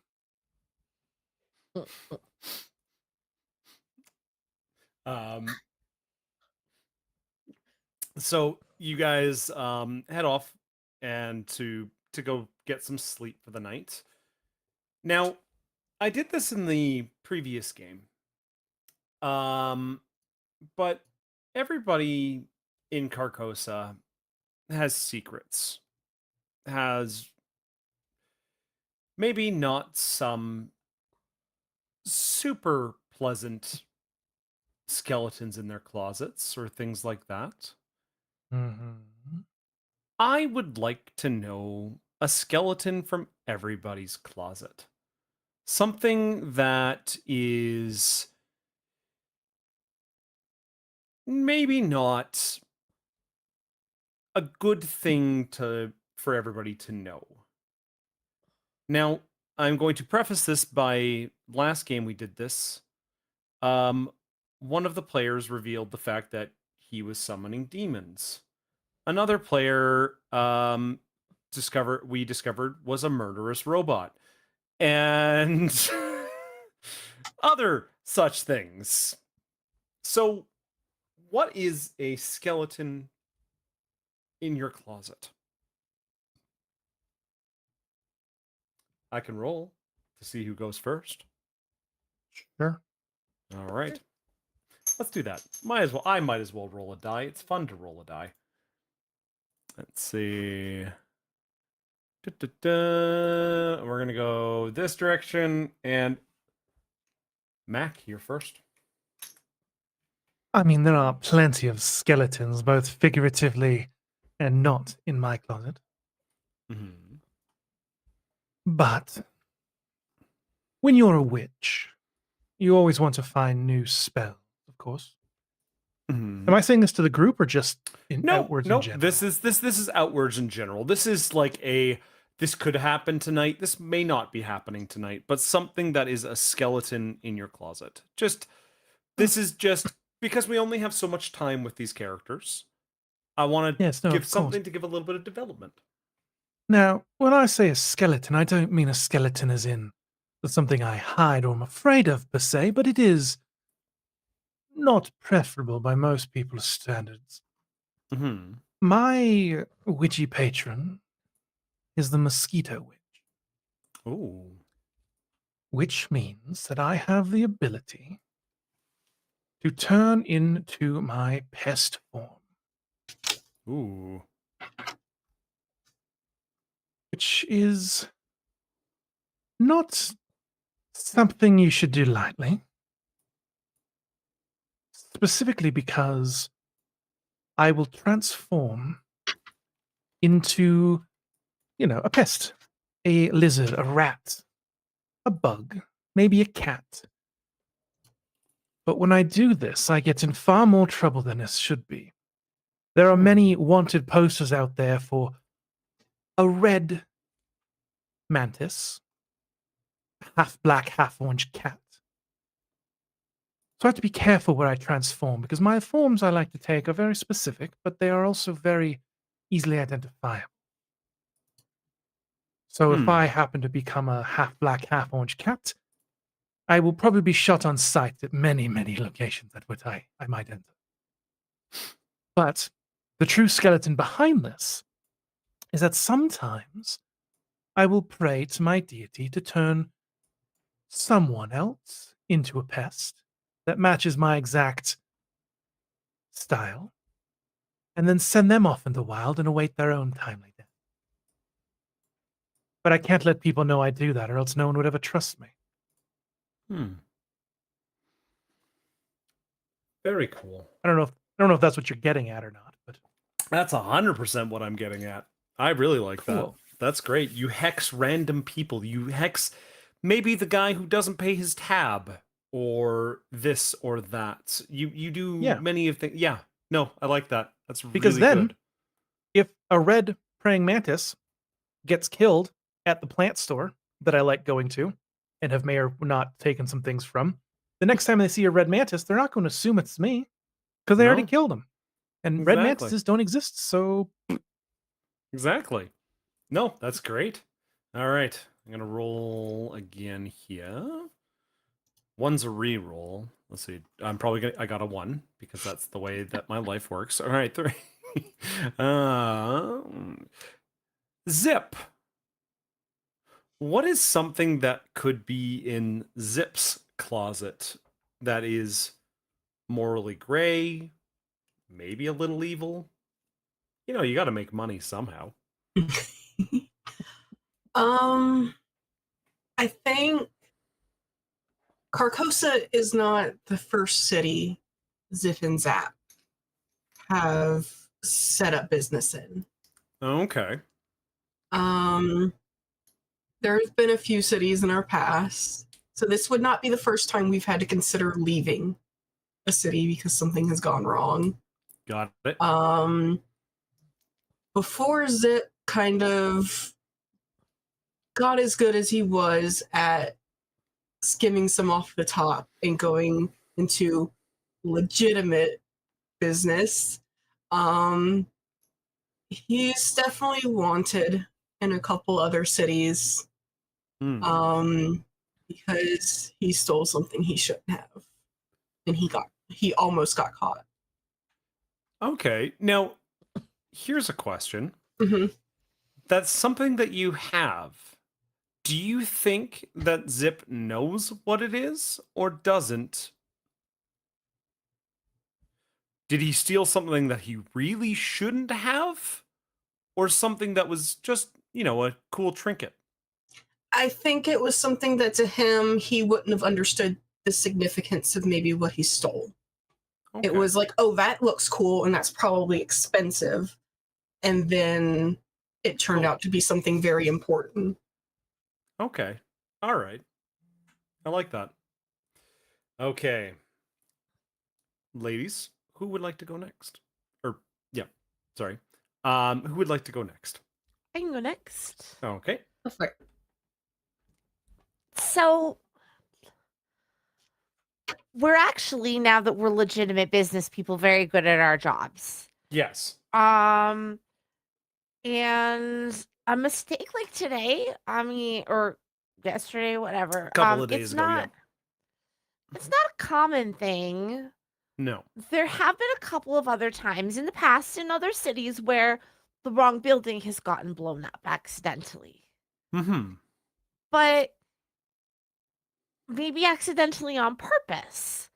Like, we were supposed to demolish this place, but the guy that lives next door was an asshole and very racist against goblins. And the information accidentally got switched on the paperwork. Oops. So in our history, there are some accidental explosions. If people were to look back far enough. But this one was very surprising because this one actually was not on purpose. Okay. Fair enough. And Astrid. Yes. So, as we've already learned, Astrid's kind of grown up in a single family home.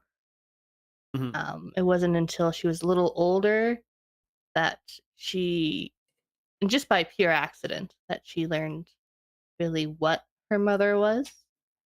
Mm-hmm. So with this knowledge and kind of hanging out with the Corvus children, she's kind of learned maybe some ways to sneak out and whatnot. So doing this and using her skills from her mother, she'll meet informants, gather information, but not looking like herself, kind of looking more like a humanoid fox. So when people look at her, they're a little taken back, but they can also tell she's not quite what she seems. Or she'll even just transform entirely into a fox with reports every now and then of a red fox running just outside the city, but no one quite knows where they go or where they come from. Okay. So, probably mostly a quiet night for the rest of the night. Oh, yeah. Maybe a little bit quiet.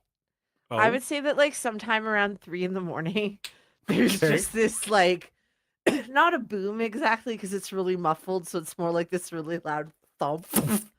And the next morning, when everybody sees Zap, she's got considerably more like gunpowder residue and stuff all over her. And soot and other Yeah. things and yeah. She did say that she was gonna work on a new bomb, so It's true. True. Yeah. And as the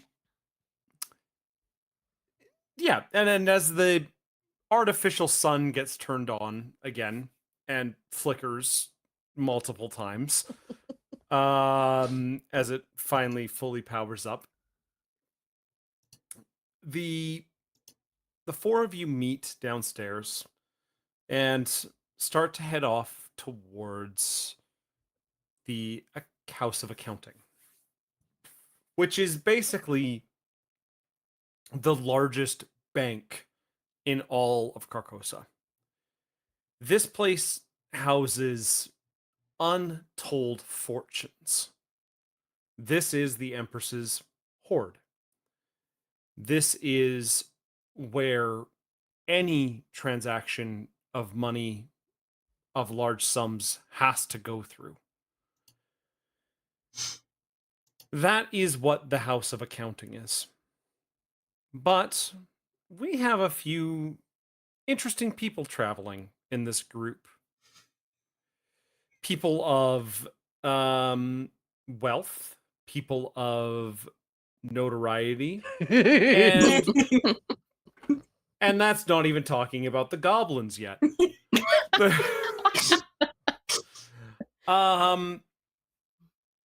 So this is, I want to hear your guys' interpretation of these skills. You guys have to get to this bank. Now it's not like it Carcosa is a very big place. Think about it as like the size of, you know what? I'm going to say the size of Calgary and Edmonton put together. Okay. That is the size of this city. There's chances that people haven't even fully heard of certain going-ons in the town in one side to the other. Yeah, obviously everybody knows about the exploding tower. It was kind of big. And there was a chance that it actually lit some of the gas in the in the sky on fire. So, It was so beautiful. but it's a very It's really pretty though. You know what? There's just times when you guys are walking where you just see Zap look up into the sky and like just go, a single tear. just a single tear, and just as she remembers. And how are you guys getting through the city? There are many different skills that can be used in the game. For example, society, meaning that you're trying to fit into what's going on, what area of the city you're in. There could be stealth, there could be even survival in a place like this. What is a skill that you would use to navigate the city? And then please all roll that skill.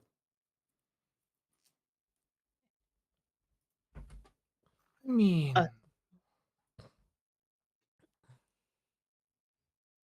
Ooh. I feel like Zap thoughts? has spent a lot of time trying to like learn how to actually function in society and seem like a reputable, upstanding citizen. Mm-hmm. So I'm gonna go with society on this one. Society. Okay. And 30. Nice roll. So that is, again, the numbers are a little bit strange in Pathfinder 2E. Pathfinder has very large numbers rolled because the critting in the game means beating by 10. So this would be considered a crit. You very successfully blended yourself in with the people of the city. There are workers going to different factories. There are guards going to and fro. There are merchants. There are guild members. There are academics walking through the street. There are so many different races intermingling with each other, and especially goblins being part of major construction companies, major mining companies and the such. So you're able to just get yourself in there and through with no problems because you know where and how to blend in with those around you. So this is what we would call kind of a group test. You guys need to get a certain amount of passes to be able to navigate through the city. If you don't, there might be some consequences. So that is a success. Okay. Who is rolling next? I would.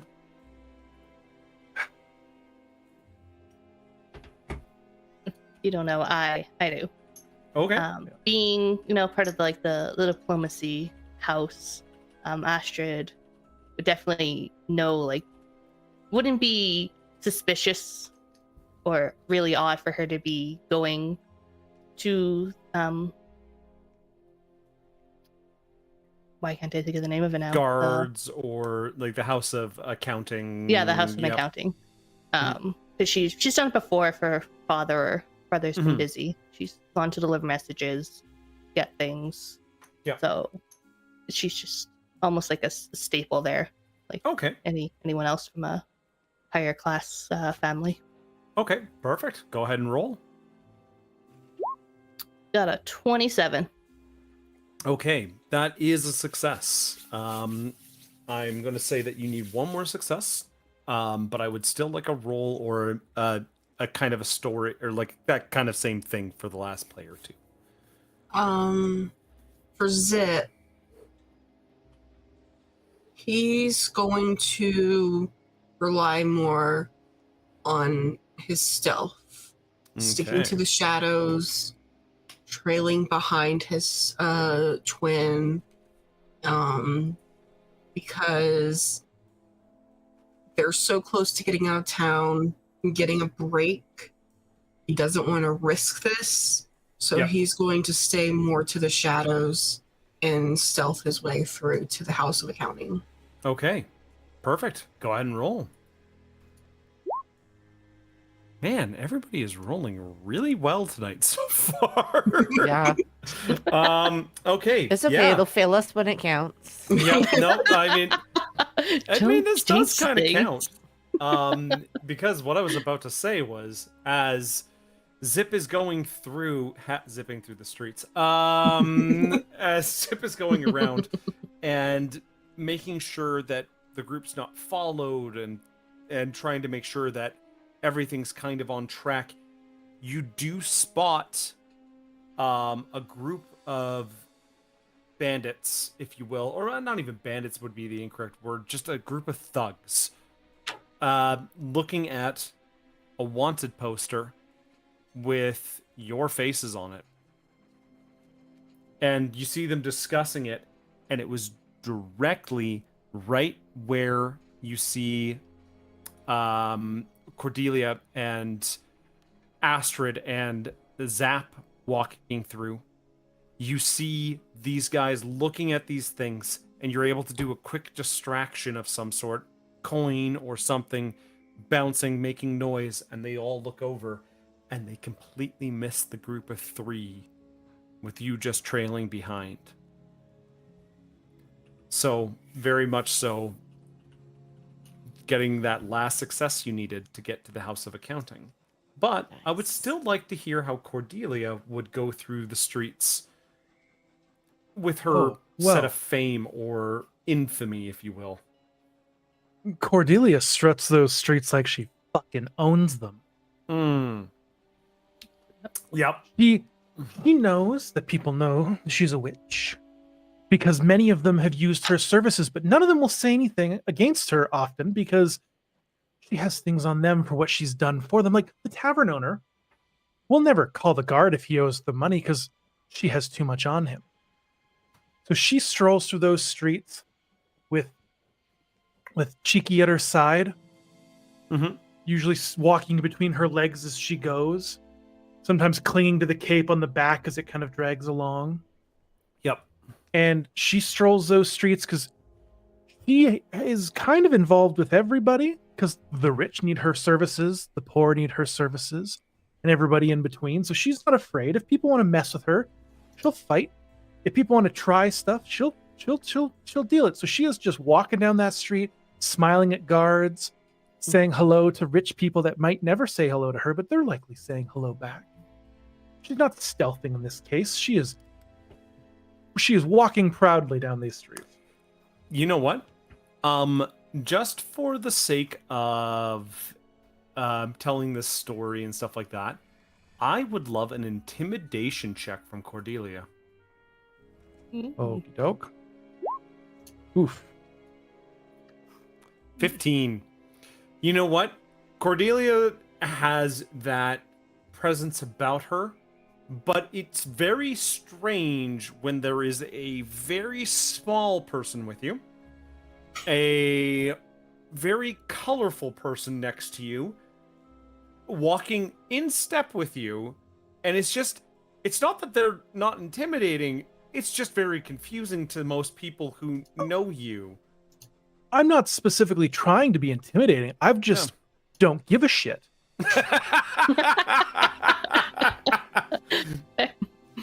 If you don't find me scary, let's take this private and we'll change that. Perfect. And that is the kind of feeling you get as you walk down the street. But yeah, 100%. You have a confidence about you that will never be shooken. And as we cut through the streets of Carcosa, the buildings to either side of you looking very much the same as you go, you turn a corner, and there you see the House of Accounting. These giant stone pillars at the entrance with intricate carvings all down it of bats and other nighttime creatures at the bottom, howling at a moon at the top. This, of course, is the Grand Bank, a building that deals with money, blood, and many other transactions that happen in the city. Vampires, of course, are known by all in the city of Carcosa. They are not menacing, but they do control most of the money flow in the city. They are long-lived, so therefore they're perfect for keeping books and knowing forecasts and how to invest money. So the Empress previous instated them as the lords of the bank. And when you step into this gorgeous building, a red carpet is the carpets are all this beautiful deep red with white lining going all around it. Oh yeah. What about the drapes? Do they match the carpet? Yes, they do. Very much so. Deep red with these beautiful white linings that go up and down them. And just people who, when you walk in, smiling, just these wide, just very, it almost feels creepy, but at the same time, it's very inviting. But it's definitely a little bit like, oh my goodness. These, of course, are thralls to the vampires, people who have collapsed on debt or other type fates, end up becoming in service to the vampires here. Yikes. That is how they get their thralls. It is in the law of Carcosa that vampires are not allowed to feed on unwillings due to the accord of being able to control the banks. And the only way they were able to get people to be thralls to them would be doing such things as defaulting or bankrupting or owing a lot of money to people that you really should not have borrowed from. Mm-hmm. But the place feels very inviting and warm, which is, again, very strange for it going into a den of vampires. And as you walk in, one of these thralls turns to you. Ah, hello! Welcome to the bank. How may we serve you today? And he just pulls his hands back to him, smiling. Well, do you have a name, Thrall? You may call me Eric. How may I help you? Well, David, my thing that I would recommend is finding me the person in charge of this. And I kind of hand them the note I was given. He takes a look at the note, and he goes, "Ah, yes, I will grab Lilith right away. Again, my name is Eric."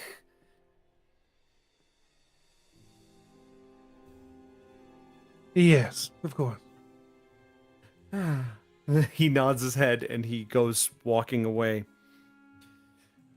About 10 minutes pass as you guys are kind of just waiting in this lounge area. There is a chaise lounge, of course, in the lounge area. There's certain things that just have to be part of a vampire's setup. A chaise lounge is 100% one of those items. So I've described a bit of the bank. I always like hearing other players' thoughts on places like this. Can everybody just give me a small thing about this den of vampires that's not necessarily traditional vampire things, but what is something in this bank that is a little bit different for vampires? So, I've been here plenty of times, of course. Yes, yes. With Damien and the like. It's not often you find a pleasure den in a bank, but this one has multiples of them. There are plenty of deposits made, more than just blood and money. Not what I've not seen much of the vault. Oh.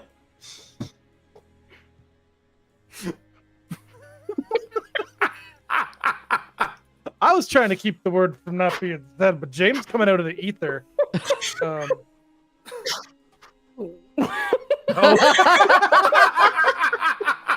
just learned that you guys can't hear what James is saying. When you have the producer in your ear. Yes. Oh man. So it's something that most people won't know is that you don't just come here for business, you come here for Not what I was expecting for the banks of Carcosa, but all right. they're run by vampires. What do you expect? Does anybody have anything else they would like to add? I was gonna keep it tame. Yeah. Jiminy Cricket, is that you? Jiminy Cricket? Oh my god. All right. I think that Zap's pretty freaked out about the thralls. Yeah. And like that's enough to make her terrified of like getting into debt ever in her life. Yeah. She likes her free will. She feels like thralls probably don't get to do much fun stuff.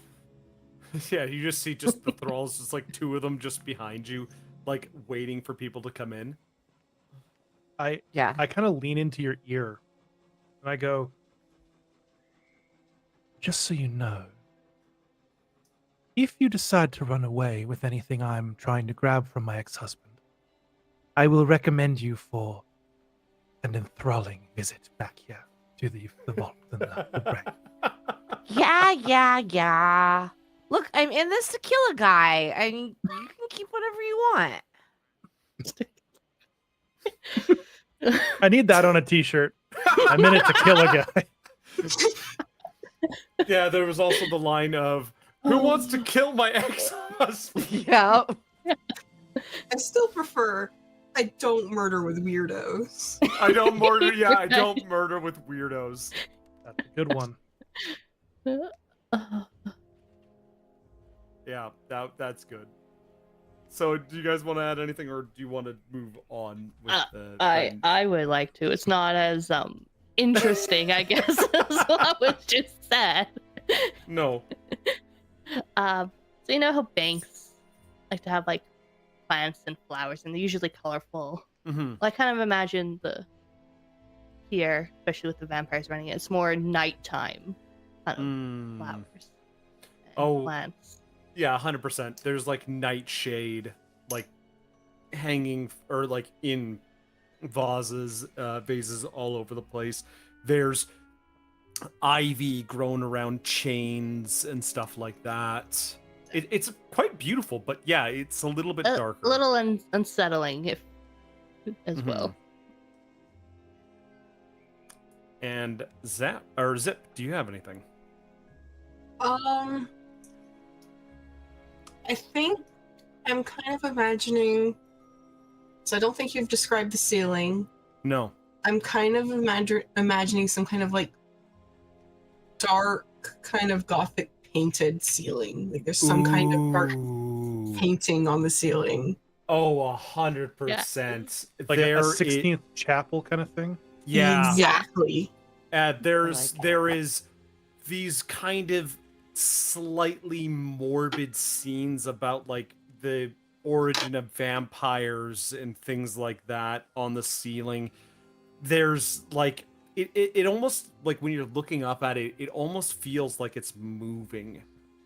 It's like those kind of like this looks so real kind of paintings. Like, you know, when you can see the Mona Lisa, it's like almost the expression changes as you see it at different angles.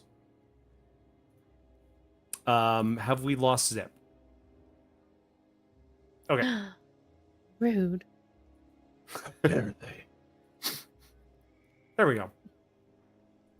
It's come to an end. Did you hear that? Well, we saw the description there. So, a few minutes later, as you guys are kind of soaking in the details of this almost dedication to wealth, a very thin lady comes walking down the stairs in this very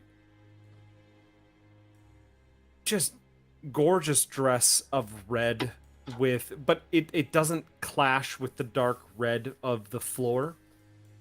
And she's just got this beautiful dress that just graces the floor slightly as she walks down the stairs. And you would recognize this as Lilith, Master of Coin. She looks like a Lilith. She looks like a Lilith, flowing very... You know that, like, Jessica Rabbit red hair? Mm-hmm. Mm-hmm. Yeah. Yeah, that kind of red, as she just glides to you almost as her steps fit. Good day. What brings you to this lovely bank today?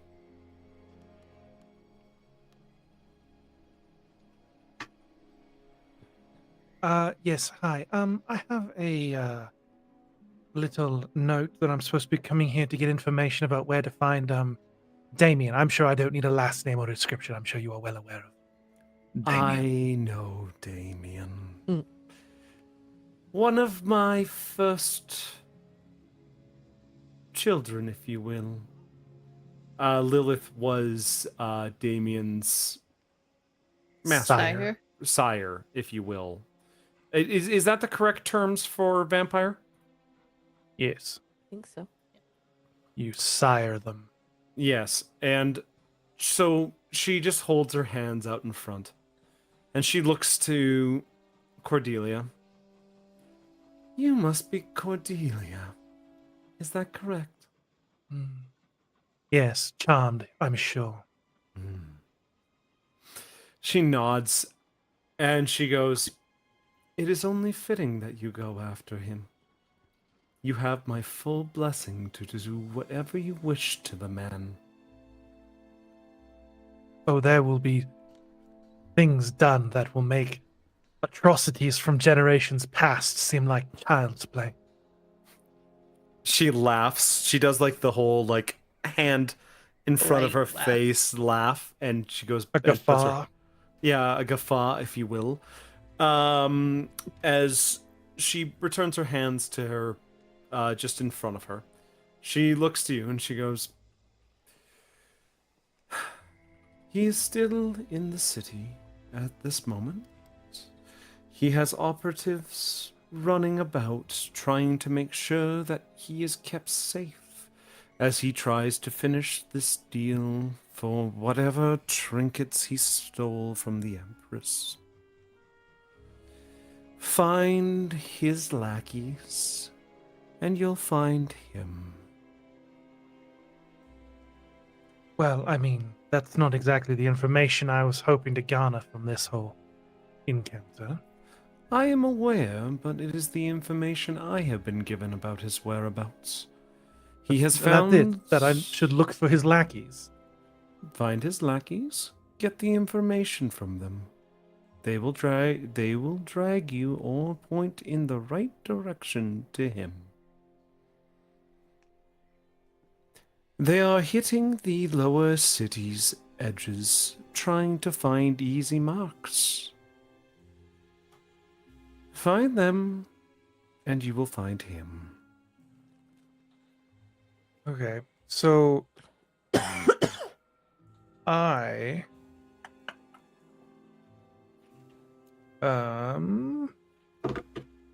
can't remember what the thing I'm looking for is called. It's one of the abilities in Pathfinder. It's something. I have an ability. Oh, I think it's from my familia. No. Uh. I don't friggin' remember what it is. So what kind of thing was it? Do you think it was? I have the ability to like find something I'm looking for within like 60 feet of me. 60 feet of you. What are you trying to find? Well, if I can pick up on if any of his people are here within the building. Oh. Interesting. Is that ill omens that you're talking about? Let me check. No, this is something else. I just can't find where it is. Okay. Okay. Is that Schooled in Secrets?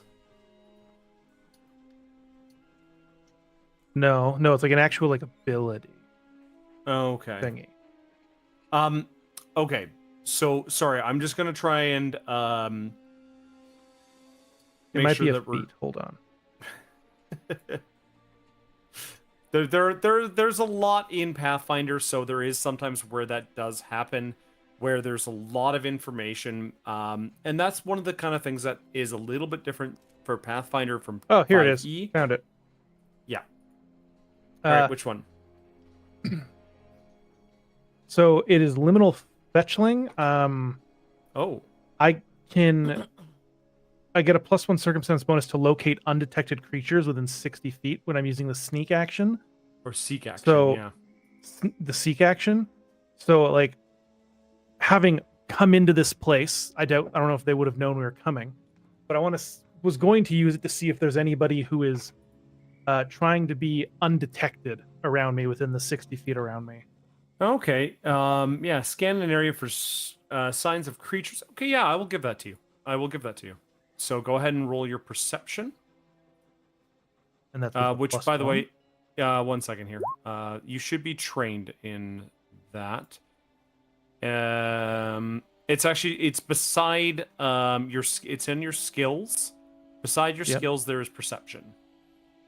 That was a misclick on my end. Oh, okay. I was trying to figure a thing out, and I accidentally clicked it when I should have. Oh, all good. 17. +1 from my For the circumstance bonus, yeah. So 18. Yeah. Oh, sorry. And my flat check to target a creature is a 3 instead of 5. And my flat check to target undetected creatures is a 9 instead of an 11. 9 instead of 11. Okay. Yeah. So yeah, looking around, kind of just trying to soak in all these things as Lilith is talking to you. You don't seem to feel or think anybody is out of sense here, because most of the people in here are either clients who are making withdrawals or deposits, the thralls, and the vampires themselves. Okay. Lilith looks to you and goes, "The information I had for you was the fact that his gang is operating in the southern part of the city. That is all I am aware of at this moment." Southern. Well, that's right there, Lilith. You could have started with that. That would have saved us some time. I appreciate it, sweet thing. Her smile does not change. As the same smile she had when you left. That's her. Or what? Sorry, when you first saw her. Yes. So, Okay. That was Well, the information everybody. she was able to give you. I can, you know what? I would like everybody to do a seek action. So that is making a perception check as you are all looking around this place and also kind of leaving. Do I do another one, or am I already did mine? You did yours. I'm going to say that you did yours. Okay. 16. And zap. Oh, right. You have to type it in. I apologize. 24. So zap. As you guys are all leaving the building, you're kind of looking around and you see a bunch of the guards, of the bronze guards, walking down into the street. And you can see a bunch of them are putting up posters and changing out different boards and things like that. And you can see wanted signs for the two of you getting put up. Ah, crap.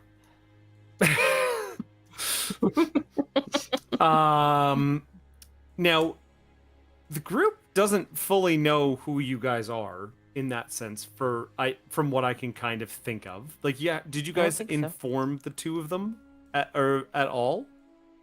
I mean, we haven't yet. It hasn't come up. I feel like with Astrid being in there, she kind of has a suspicion, but she's gonna let them. Yeah, you guys Confirm. definitely go like, okay, there are two goblins who were in charge of a business who have gone missing.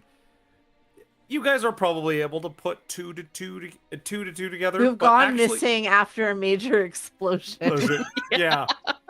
Yeah. As Zap stands there, charred face. Actually, you know what? Let's have a little bit of fun here. Can the two of you roll deception?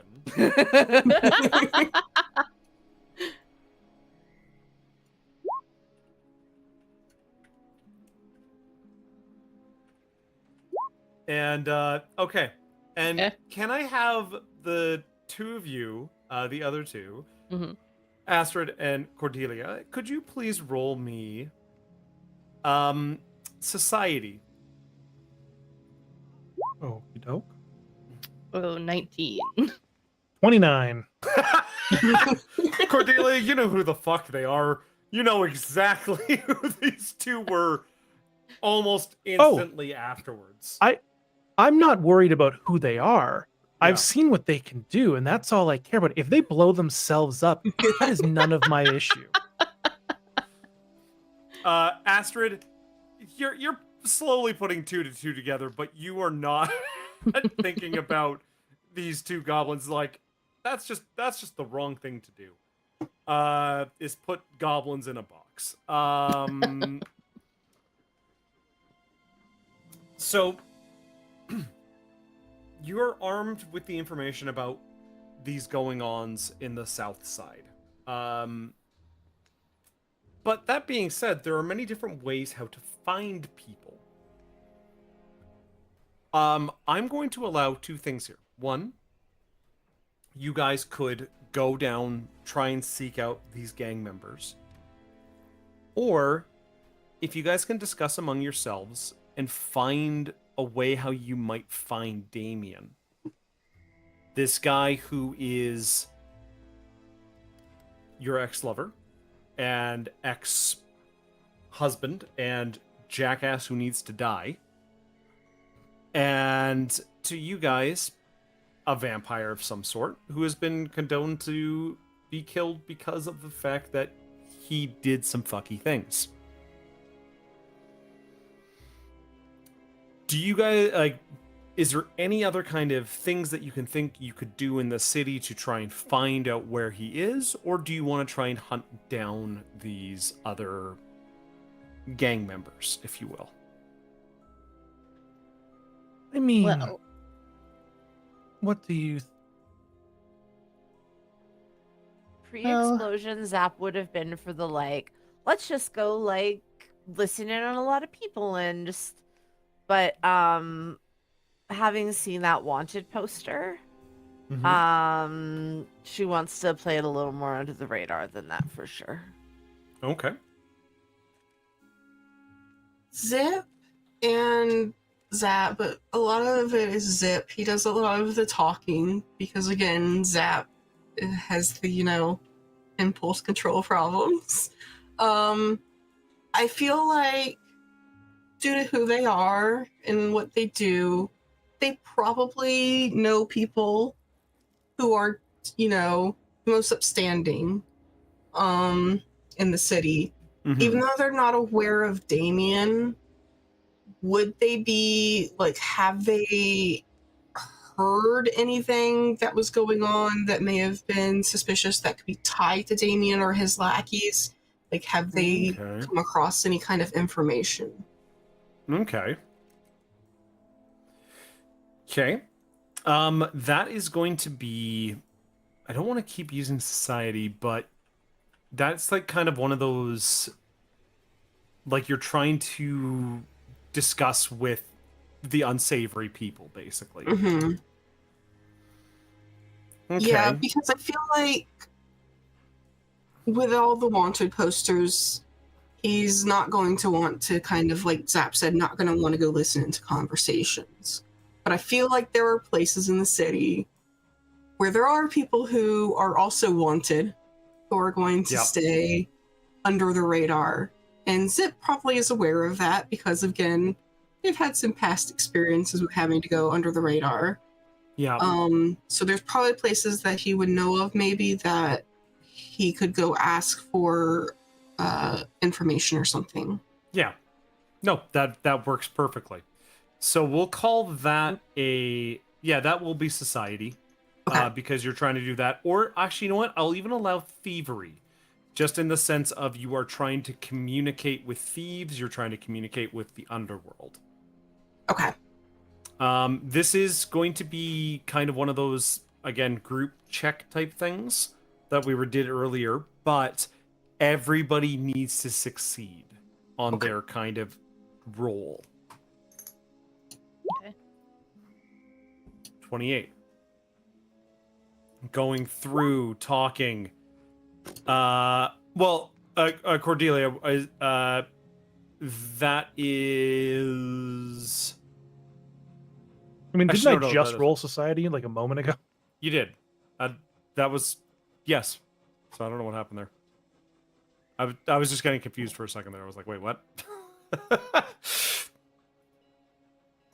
If I wanted to use my Eyes of the City ability. Eyes of the City. Let me just pull that up. Just make sure I know what that one is. Because, let's see. Eyes of the City. Track down targets with helps of locals. You can use diplomacy or society, whichever you're trained in, to track creatures in settlements. Yep, I will allow that. However, keep in mind, yes, that is totally fine. However, keep in mind, this is like the group check thing. So you might not, So yeah, you end up talking to different contacts from your family, the Corvus family. You're trying to seek any kind of information. Would I click on that one or one of the ones? You click on the ability that makes sense for it. So it was specifically you're looking through to help find information. Yeah.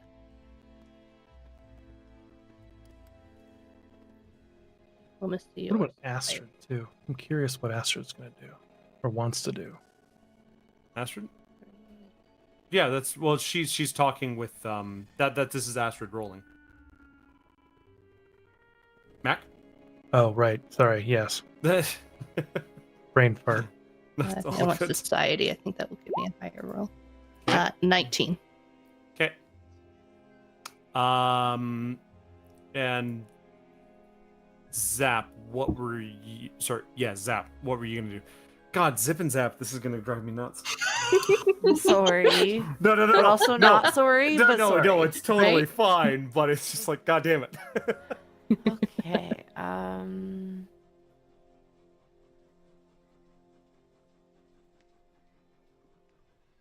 There's lots of feats and lots of things happening in this game, and it's heavy sometimes. That's what I'm looking at right now. And Cordelia, you did your society for this, right? Yeah, that was the above one. Okay. Oh, who's one's experience was trained? Okay. Don't mind my rambling to myself. No, it's all good. It's trying to figure out. There's a lot of really cool things about Pathfinder. You make very cool and diverse characters, but there is a lot of rules to the game.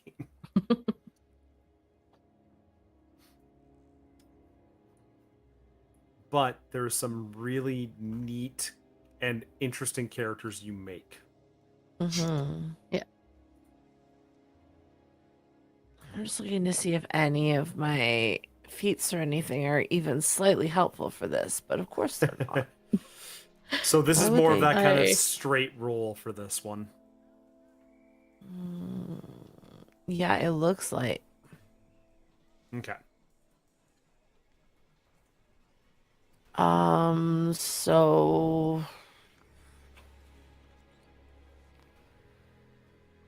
and what are my options? So any which way your character would think Yeah. to try and find information in the city. I'm kind of Okay. allowing creative influence on this. Yeah.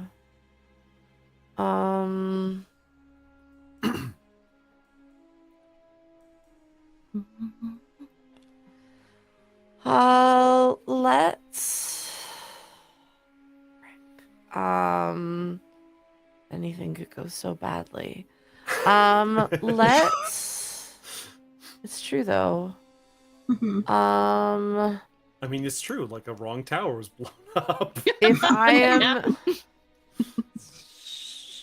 it's your fault, Riley. That's actually... I don't know what you're talking about. Okay. If I want to just kind of move around unobtrusively, pretending I'm not who I am. You can go ahead and do Deception? stealth or deception. Stealth or deception, I would allow that.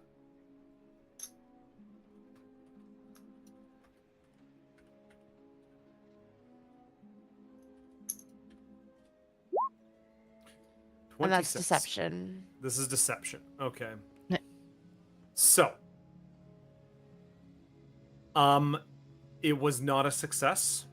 I Okay. will say that. Okay.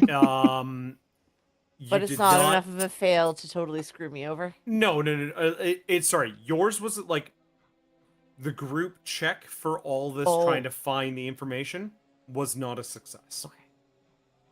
Okay. It's you tried your best to look through, try and find the information, but nothing came of it. You're gonna have to hunt down this group. You're gonna have to hunt down and try and find these different gang members going in and around the city Okay. in the lower side. So, as you guys are weaving your way through the city, avoiding guards, you find yourselves coming up to the dock area. The water down here gives off a putrid smell of chemicals, of viscera, of just... It is not a pleasant area to be in the city. This is just kind of where, like, like all that crap just kind of converges at the end just before going out into the sea. This is what is called like the Carcosa work harbor, if you will. Like, this is basically where all of the warehouses and large kind of buildings are. And there are some housing and things like this in the area, but it is not the ideal place for anybody.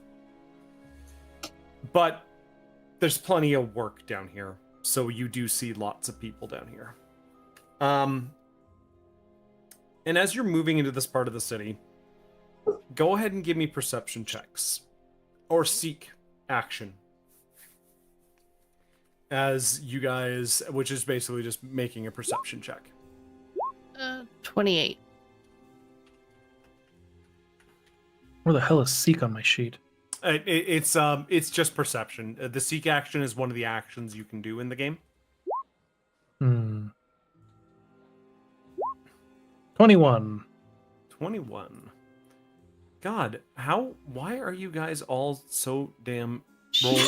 You guys are not rolling under a freaking anything. Like, oh my god. I have Anyway. multiple things above plus 11. I know. But I mean, it's the thing is, like, 30 is normally a good thing. Or is, like, that kind of crit range. Anyway. You guys start moving around looking for people.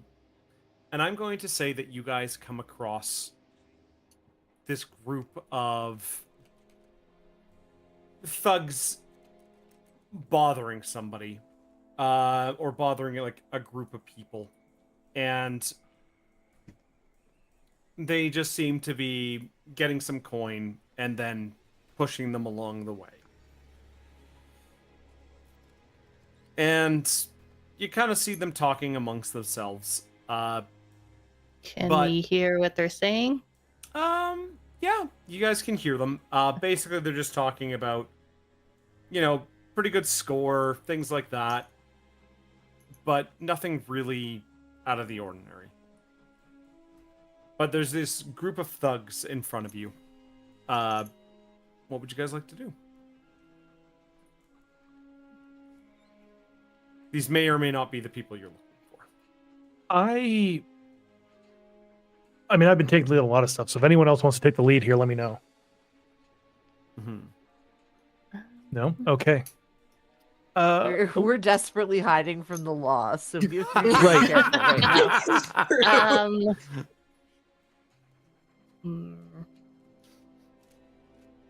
We may have to resort to 2 goblins in a trench coat very soon. Wouldn't be the first time. No. I mean, this is also southern... Oh, sorry. No, finish your... I was about to say, this is the southern part of the city. The guards are very few down here. Okay. You guys are definitely more not... Like, I don't want you guys to be, like, hiding the entire time. You don't have to hide that hard in this part of the city. Okay. Trying to decide if I want to change into my hybrid form. Would there be a way that we could contact our crew who have kind of scattered all over the city and pretended they don't work for us?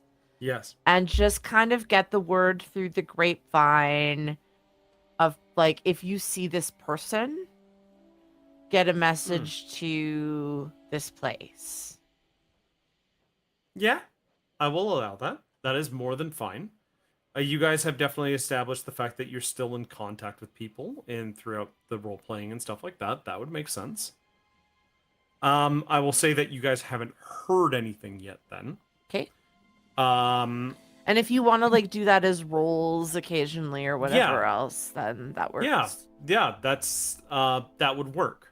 So what we could do then is this would be something like a perception check or a diplomacy check or something like along those lines, as it's them trying to find that information. Yeah. Yeah. I don't think any of them would be very diplomatic, so probably just no, but it's based roll. off of your guys' roles. Yeah, is that's what I'm not saying. great either. Yeah. I would rather have perception than diplomacy on my sheet. I'm very good at diplomacy, actually. Okay. Really? Yeah. Oh. I built myself to leader of the company to be able to kind of rub elbows with the diplomats. You're the one who know, doesn't have impulse maybe pick control their problem. pockets. That's fair. I love it. Okay, perfect. Yeah, go ahead and give me one of those rolls. I'll say that a certain amount of them will be needed to find the information you need.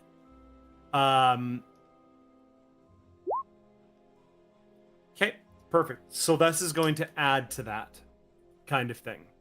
That's what we're kind of looking for. You're looking to add information. So that's what this group in front of you kind of is. It may or may not be, but you might be able to find information. And this is just specifically that group that's literally standing in front of us? Yeah, it's a group of thug-looking guys. May or may not be involved with Damien, but they might have information. Okay. Depending on what information they get back from this, I'm going to be doing something. Okay. So the information that you kind of get back from the goblins is that Damien is has not been seen for a while now. He's gone into deep hiding. That is like only a few of the higher ups in the kind of gangs down here have any kind of information about that. Mhm. Okay. So, could I cast a spell? Yeah. I'd like to cast Shadow Spy. Ooh. Can you So describe how you make the spell? Yeah, absolutely. Please. I reach down and I stick my finger in front of Cheeky, and Cheeky bites it. Just ever so slightly to a little bit of blood. And I rub the blood in the soil in front of me, and then I kind of use that to make a bit of a mud, and I build a little bird in the shape of a crow, and I kind of like send it aloft, and it flies in front. Actually, sorry, before you do that, can you please roll me a performance check? I mean, I suppose I could do that. Thank you. If you must. It'll be a 22. Okay, so it actually looks like a bird. Yep. And it has a range of 120 feet. Yep. So I'm going to have it do a quick little fly around into every nook and cranny around 120 feet, getting into every door it can and flying around as much as it can, trying to listen or see as much as it can, and then have it fly back to me. Okay. So while you do this, you guys all now sit down at a cafe. No, that's not it, like a little cafe in front. Like, no, this is like one of those lunch trucks that you kind of see in front of industrial buildings sometimes, where it is like, this might be edible food, you think. And coffee that may or may not be 5 days old. That kind of food truck. You guys are just kind of waiting as the bird is flying around. Yes. As Let me know when the bird gets back. Yeah. as we're waiting, I would also like to use my ability read lips. Oh, okay. Go. What does that ability do?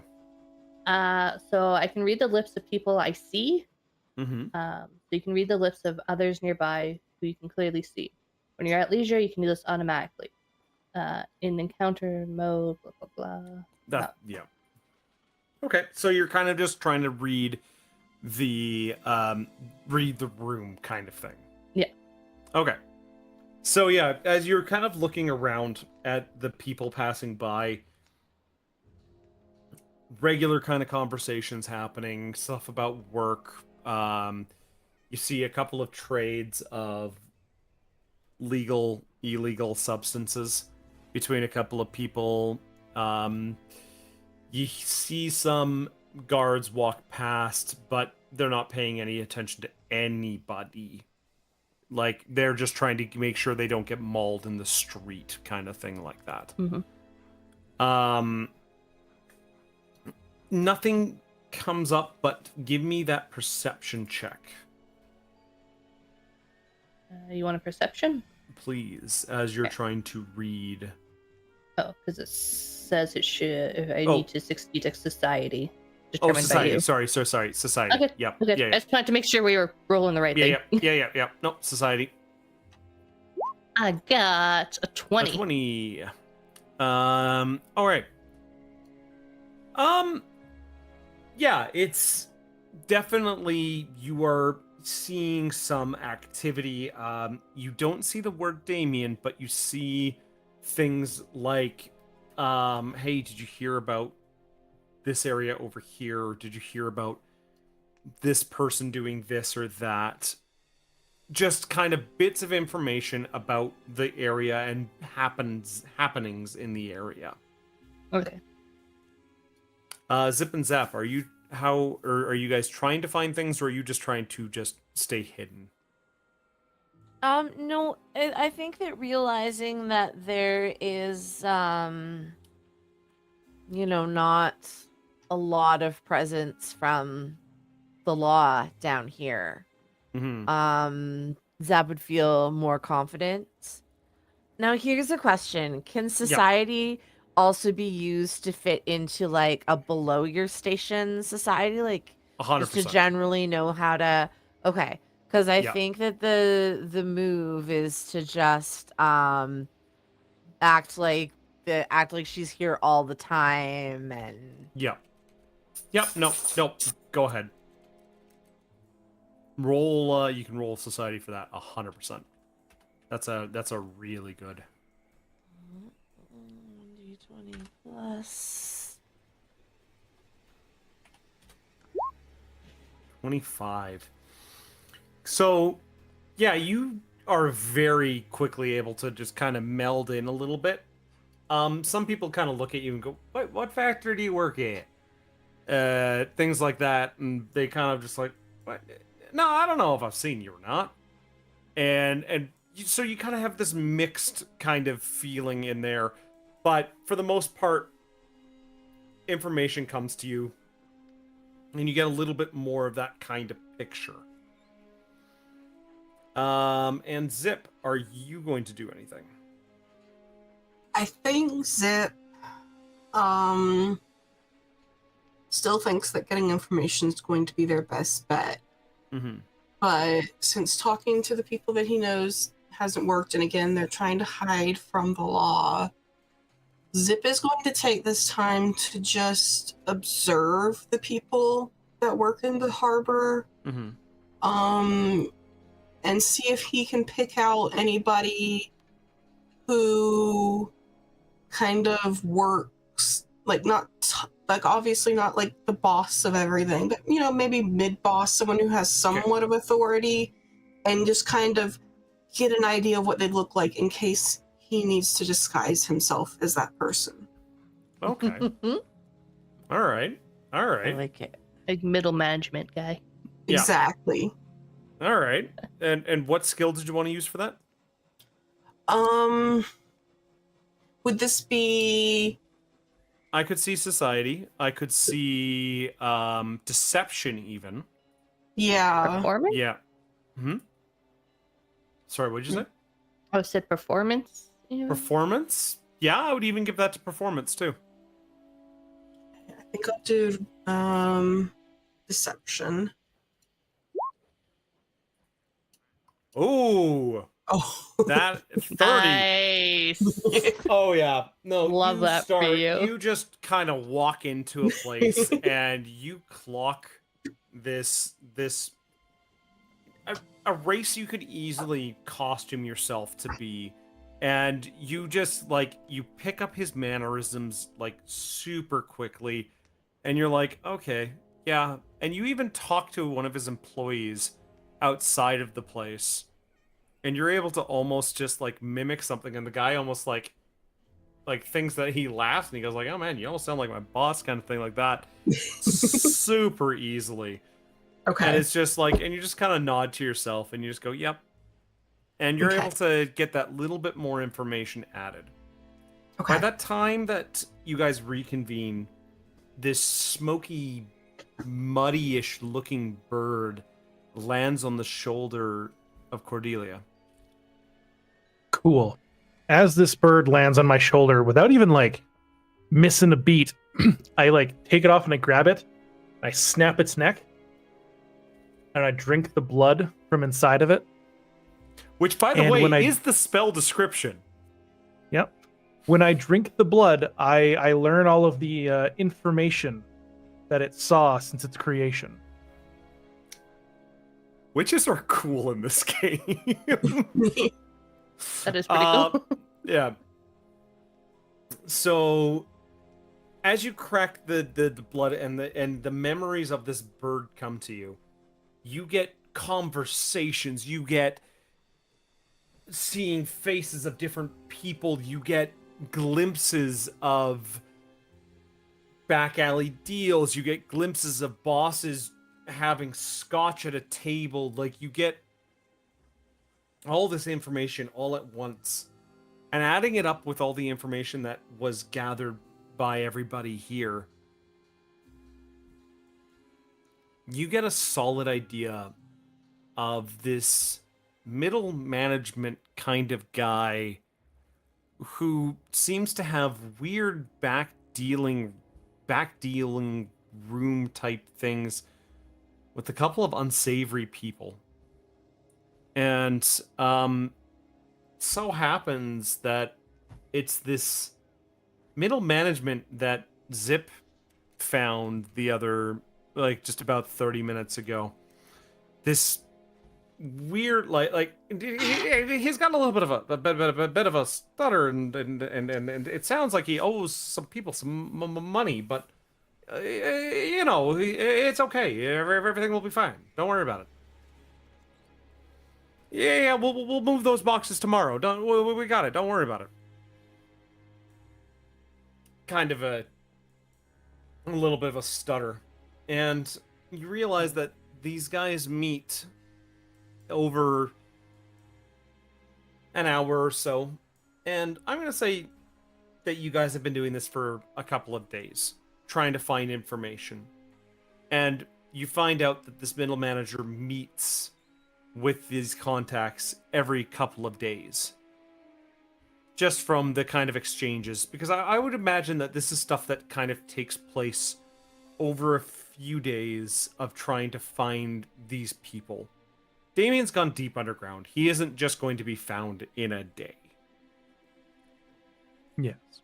And as you find out this information... Oh, go ahead. Sorry. When I see it leave the area that it got this information from, do I recognize it? Sorry? What's the bird? Yeah. When it leaves the area it was getting this information at, do I see where that was? Oh, yeah. And do I recognize it? You don't recognize it, but you could probably find it, knowing the kind of area that you could look. It would be recognizable, and after a couple of days of doing it, you guys could probably pinpoint this kind of space that you could find it. And I'm going to get another roll from Zip and Zap about information from the goblins. Okay. So each of you do a roll for what information the goblins have been able to find.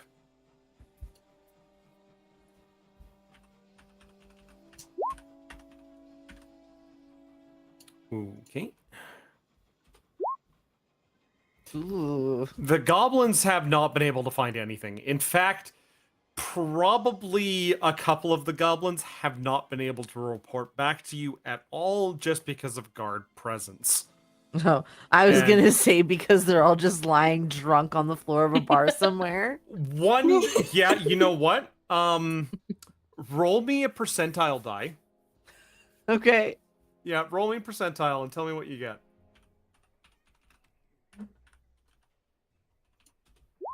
16. Oh yeah, wait, no, most of them are drunk right now. Okay. They're treating this as days off. Yeah. Boss they're gonna hear off. about that when I get back. Boss fucked off. We can go fuck. Yeah. We can go fuck?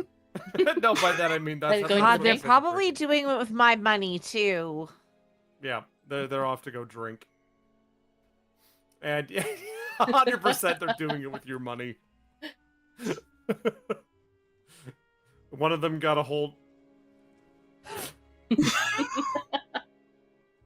God damn it.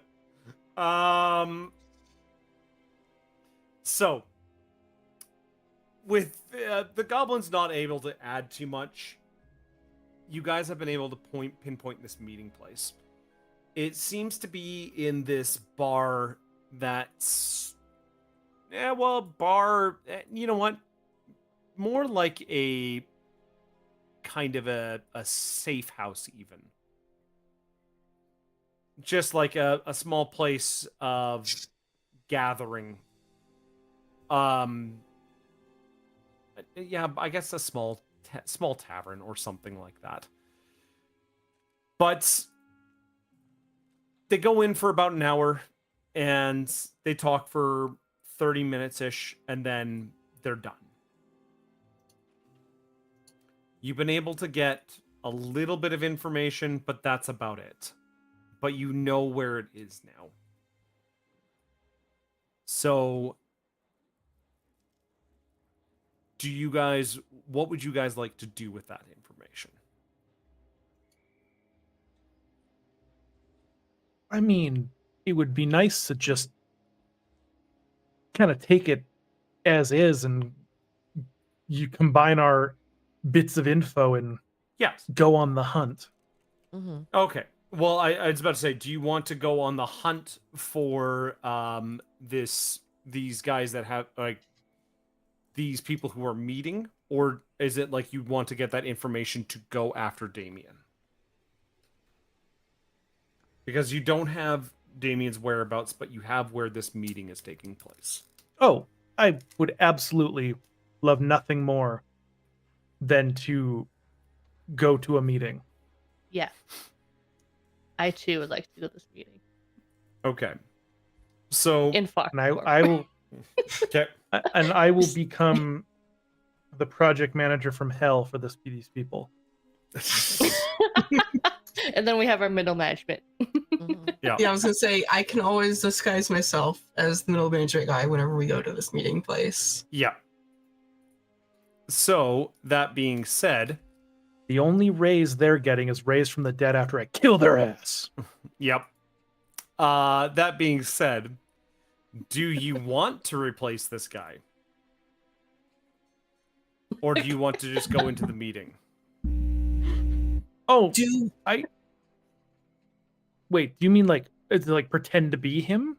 Yeah. I'm not going to do that. Anyone else wants to, they absolutely can. I think you meant For this was there. for Zip. yeah.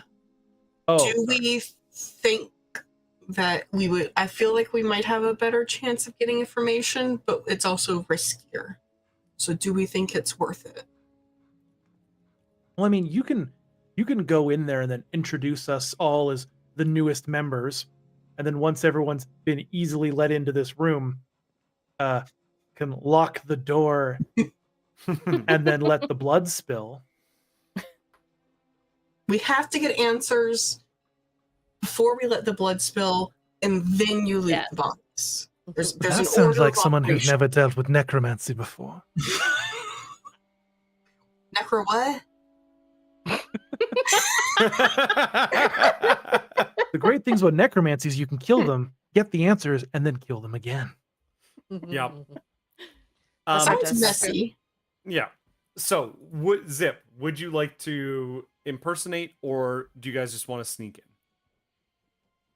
I think I am going to impersonate.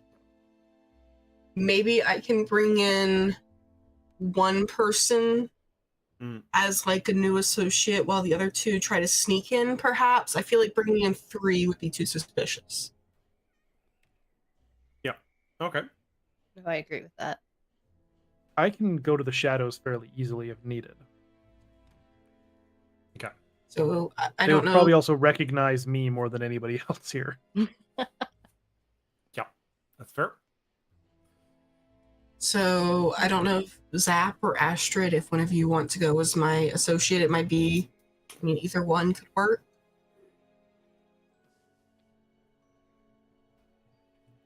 I feel like, at least in, I guess, human form, we'll call it, Astrid would be recognizable. Understood. Yeah. I can go instead then. Yeah, I think Yeah. Zap would be the best in-person option. Yeah.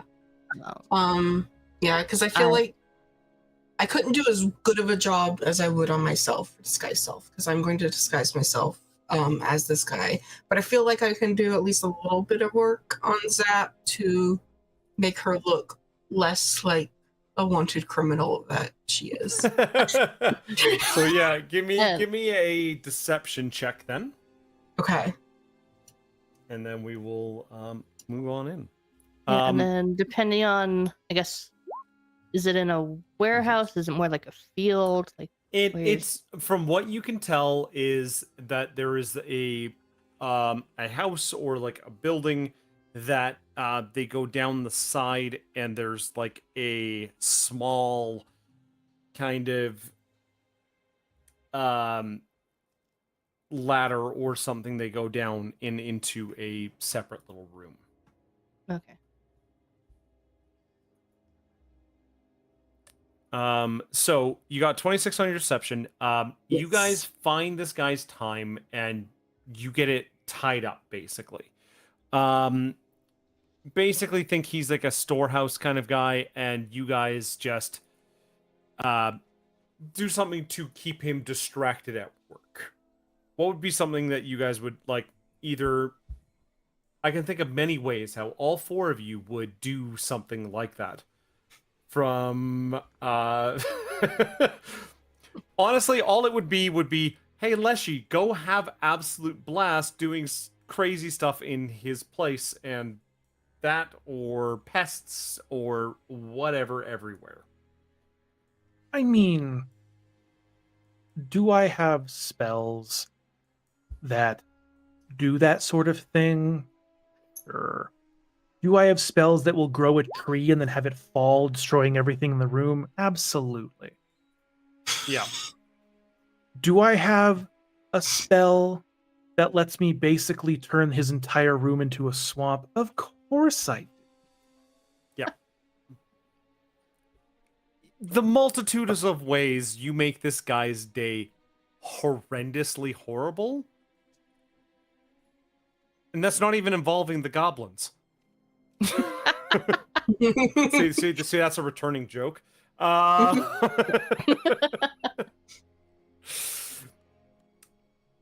You guys are able to distract him, and you guys get dressed up. And you enter into what seems to be basically like a speakeasy as you guys walk in. There seems to be some very colorful people around the bar, scars and weaponry and other things. This is not a nice place. As soon as you walk in, for the two that are sneaking in, I'm gonna say that you guys know that this is like a 2-story kind of house, and you guys are able to sneak into the top half of the house. Can you guys give me stealth checks or any other abilities that you're going to do so? Falling. I mean, I can always pass that to trace us, but Let's just give you my balance.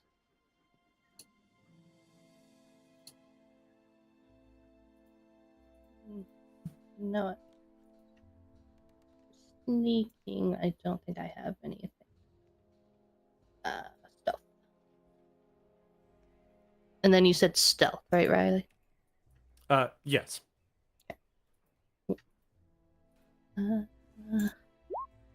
30. 30. Yep. Okay. Yep. Yeah, you are able to find a quick way to kind of look down into this speakeasy, and enough space for you guys to be able to kind of get through the floors. Could you also give me a stealth check, Tyler? Or Mac? 15. 15. Okay. I'm going to keep that in mind. But yeah, you... I'm not specifically trying to be stealthy. No, that's fair. But So sorry. So Yeah, we're further down now, right? Like where well, they you are? guys are kind of like, think about it as you guys are on the floor above this speakeasy. And you guys have kind of found a board or like a set of boards that you could easily either break through or open up to be able to get down. Okay. This is like an abandoned house kind of thing. Okay, so sorry. I thought you were asking for a group action. I can do something else. Yes. Yeah, you are above this speakeasy. Cool. I'm gonna turn myself into like a little insect. Oh, okay. Yes. So I do not need a stealth check then from you. Also, if you do, I have a +10 to that as well. So Yeah, no, okay, yeah, that's fine. Yes. You are a tiny little bug going. yes. Yeah, So I have low light soon- vision and a good scent.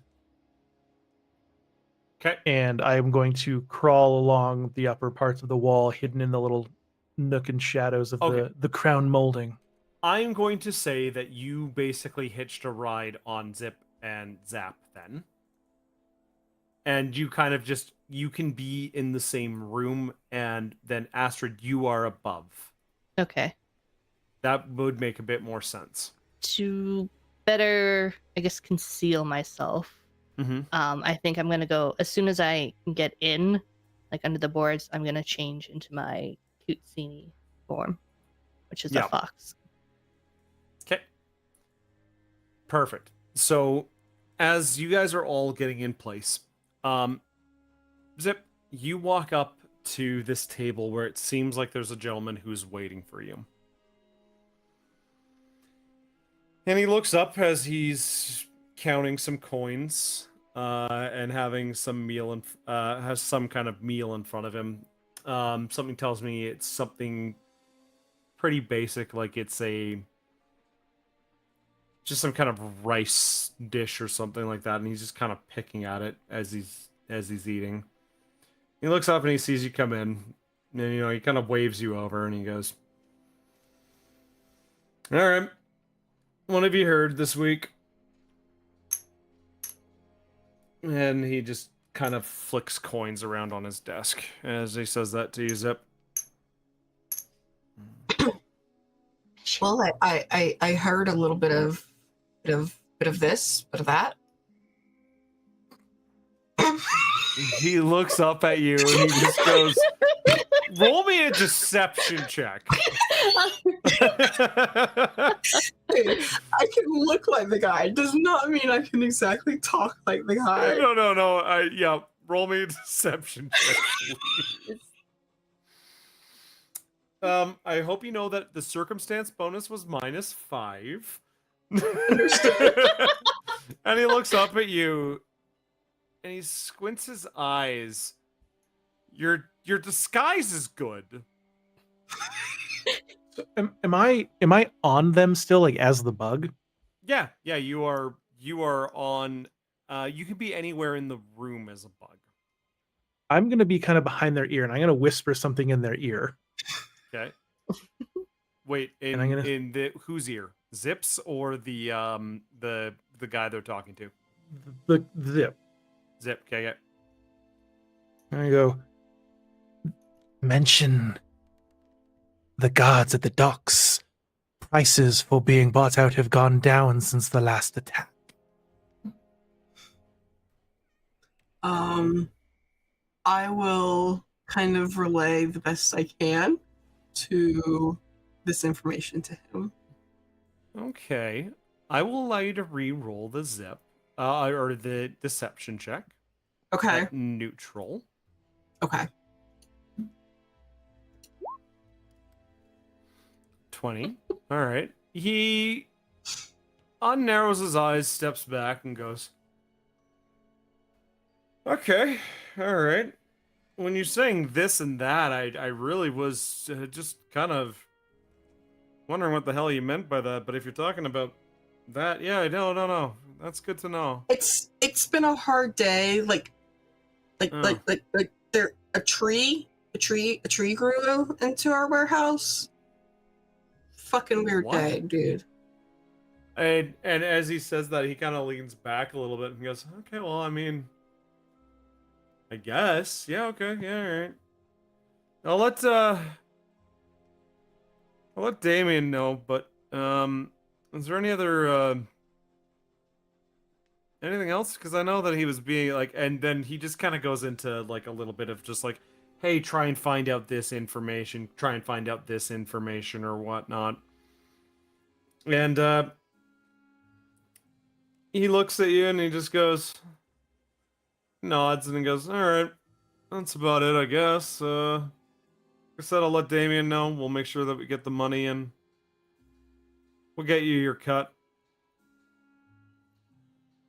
And I also, sorry, I'm a dummy. It turns out I can't speak languages when I'm in this form. I thought it was special because it was the. So Zip came up with it. It's okay. Perfect. You just thought it really hard. Or, yeah. Jackie Sky Knight was like, we got like smart insects.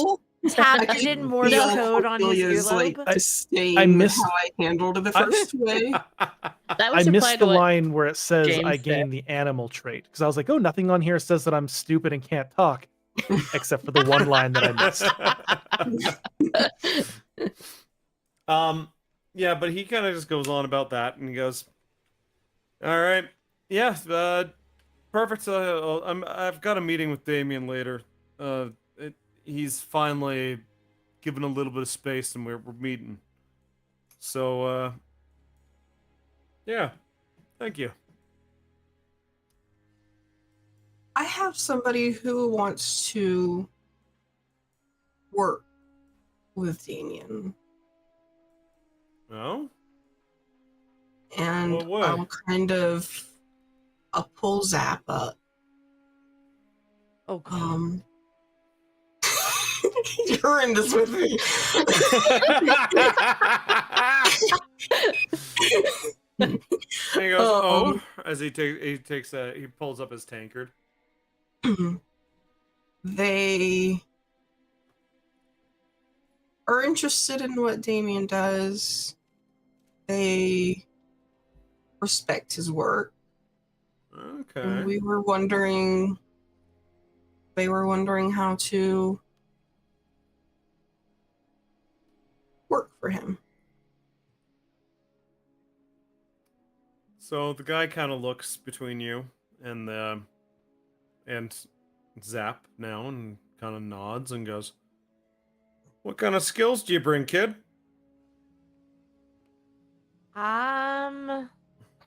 I'm very good with making things. And I'm very good with taking things apart into lots of little pieces that can never be put back together or traced.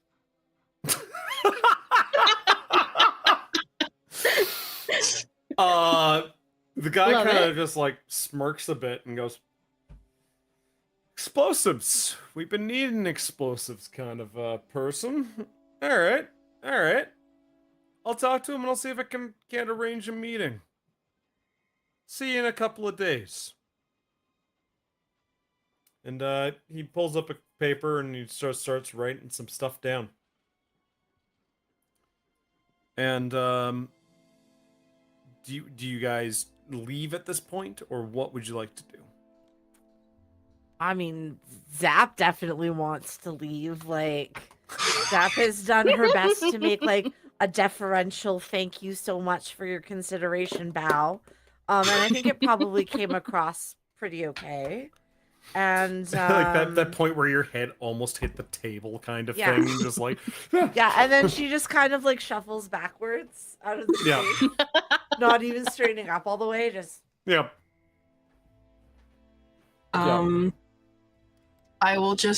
I'll thank him and I will leave the room. Okay. Cordelia, or do you follow or do you do anything else? Apparently, I'm just a bug I maintain other stats except I have low intelligence. Apparently, so I'm just gonna stick on the shoulder, I guess. Well, how long do you get to be a bug? 10 minutes. Ooh. Okay. Yeah. So probably time to come out then, because otherwise, if it was longer, I would say you could probably hang out in there and try to find more information, but we're probably reaching the limit of that 10 minutes. Very much so. I mean, obviously there's other discussion bits in here and stuff, but it's all the kind of things that are just like, this is very mundane. Yeah. Well, did we actually get any information about where Damien is? You know that he's going to have a meeting with him and that he might set up a meeting with Zap. Yeah. But no like specific direct location. Correct. But that So now being comes the question. Mhm. Is it faster to get a meeting by waiting on this guy, or is it faster getting a meeting by killing him and drawing people out through violence? That is what I'm going to allow you guys to decide.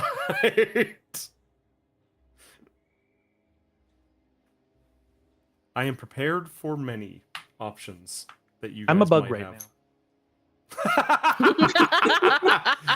So I'm going to say that you guys meet back up and you debugify. Yes, I dismiss my spell. Yes. That is what so you got a choice Question of either first. Yeah. Before we do that. Mm-hmm. Did he give off any like inkling that how soon he was going to send word to Damien? You know that he's having a meeting with him. Yeah. That is about all you know, is that there's a meeting soon, or that he's going to try and arrange something with Zap. Okay. I'm going to say that there was probably some like, hey, I'll let you know what he says, or that kind of thing. But all you have is like, you know that he is going to have a meeting. Uh-oh. I think that's done on purpose. Yes, it was. Um, So yeah, the four of you meet back up. Yeah, I'll meet back up then. Okay. I was trying to figure out if I wanted to stay and listen more, but Fair enough. Did you want to try? yeah, I would like to try Okay. because I can stay in this form until I change out of it. Yeah. So All right. I'm gonna say that you you stick around for a little bit. Give me a trying to think of a good check that would be good for this. Because you're just trying to listen in, basically, correct? yeah, Or depending on where I am in the rafters, even see the writing, like his papers. You would not be able to see that. Okay. I can definitely say that. Okay. Wasn't sure how high we up we were. So No, high enough. So I will give you a perception check. I rolled a 17. They just start playing cards at some point, and you're like, okay, it's been like an hour, and you've seen the cash change hands about 5 or 6 times. Nobody's winning this card game. It is one of those games that just takes forever. And Mac, are you okay there, sir? Yes, no, my cat, as I was pulling my chair back, got his not his physical, not all of his tail, but hair stuck, and as he tried to walk away, it Aw. pulled some hair out, and he made a sad noise, so I had to give him some love. Aw. Kitty. Very Poor understandable. kitty. He does this all the time, but he always still goes and puts his tail under the dang wheel. Yeah. And I looked, and it wasn't there, and as soon as I started moving, he flicked it in the way of the dang seat. Mhm. Yep. So yeah, you listen up and you don't get very much. Okay. You meet up back up with the other group. You know that he's going to try and have a meeting. Is there any, like, do you guys want to try and follow him, or do you want to wait for this meeting with Zap?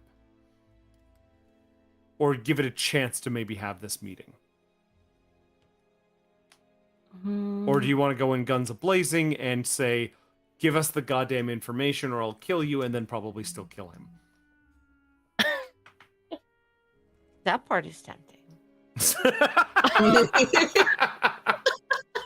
Zap really misses buildings up at this point. Yeah. Yeah, Zap almost wants this job with Damien just to like maybe a demolitions person. Yeah. Blow some shit up on somebody else's dime. Yep. So, I think I'll let you guys think about this, because this is actually not a terrible place to leave it off. We have 2 more episodes of this arc, and we got plenty of weird things to try and figure out in this city of Carcosa. We've been introduced to our heroes. We found a few of their skeletons, and we found a few things out about explosions, and, you know, a giant tower went up in flames and maybe lit the sky partly on fire. There's a few things that kind of happened. So this is a decent time to end, but there is something that I would like to say first of all. Thank you, everyone, for stopping by and for the generous donations that our lovely fans gave to Make-A-Wish International for our annual Roll for Wishes fundraiser. Collaboratively, we raised about $28,000 in the month of October. So this is between all of the many creators that helped and did some amazing stuff. So first of all, thank you so much to everybody who donated and was a part of the event. So you guys can find us regularly streaming on Monday nights here on Twitch and YouTube, bi-weekly with Roll for Beer. That is the podcast where I drink beer with James and talk about beer and board games and D&D and everything to do with it. Come by on November 18th to Tabletop YYC to paint some minis or play some D&D with us. There's going to be some things happening there. And then also come out and check out RPGA Con on November 19th, the day right after, here in Calgary, for some inclusive RPG shenanigans. You can check out our latest episode, Roll for Beer, for more information on that. And yeah, those are kind of the announcements this week. Thank you very much to everybody for joining for this wonderful episode of Pathfinder 2E.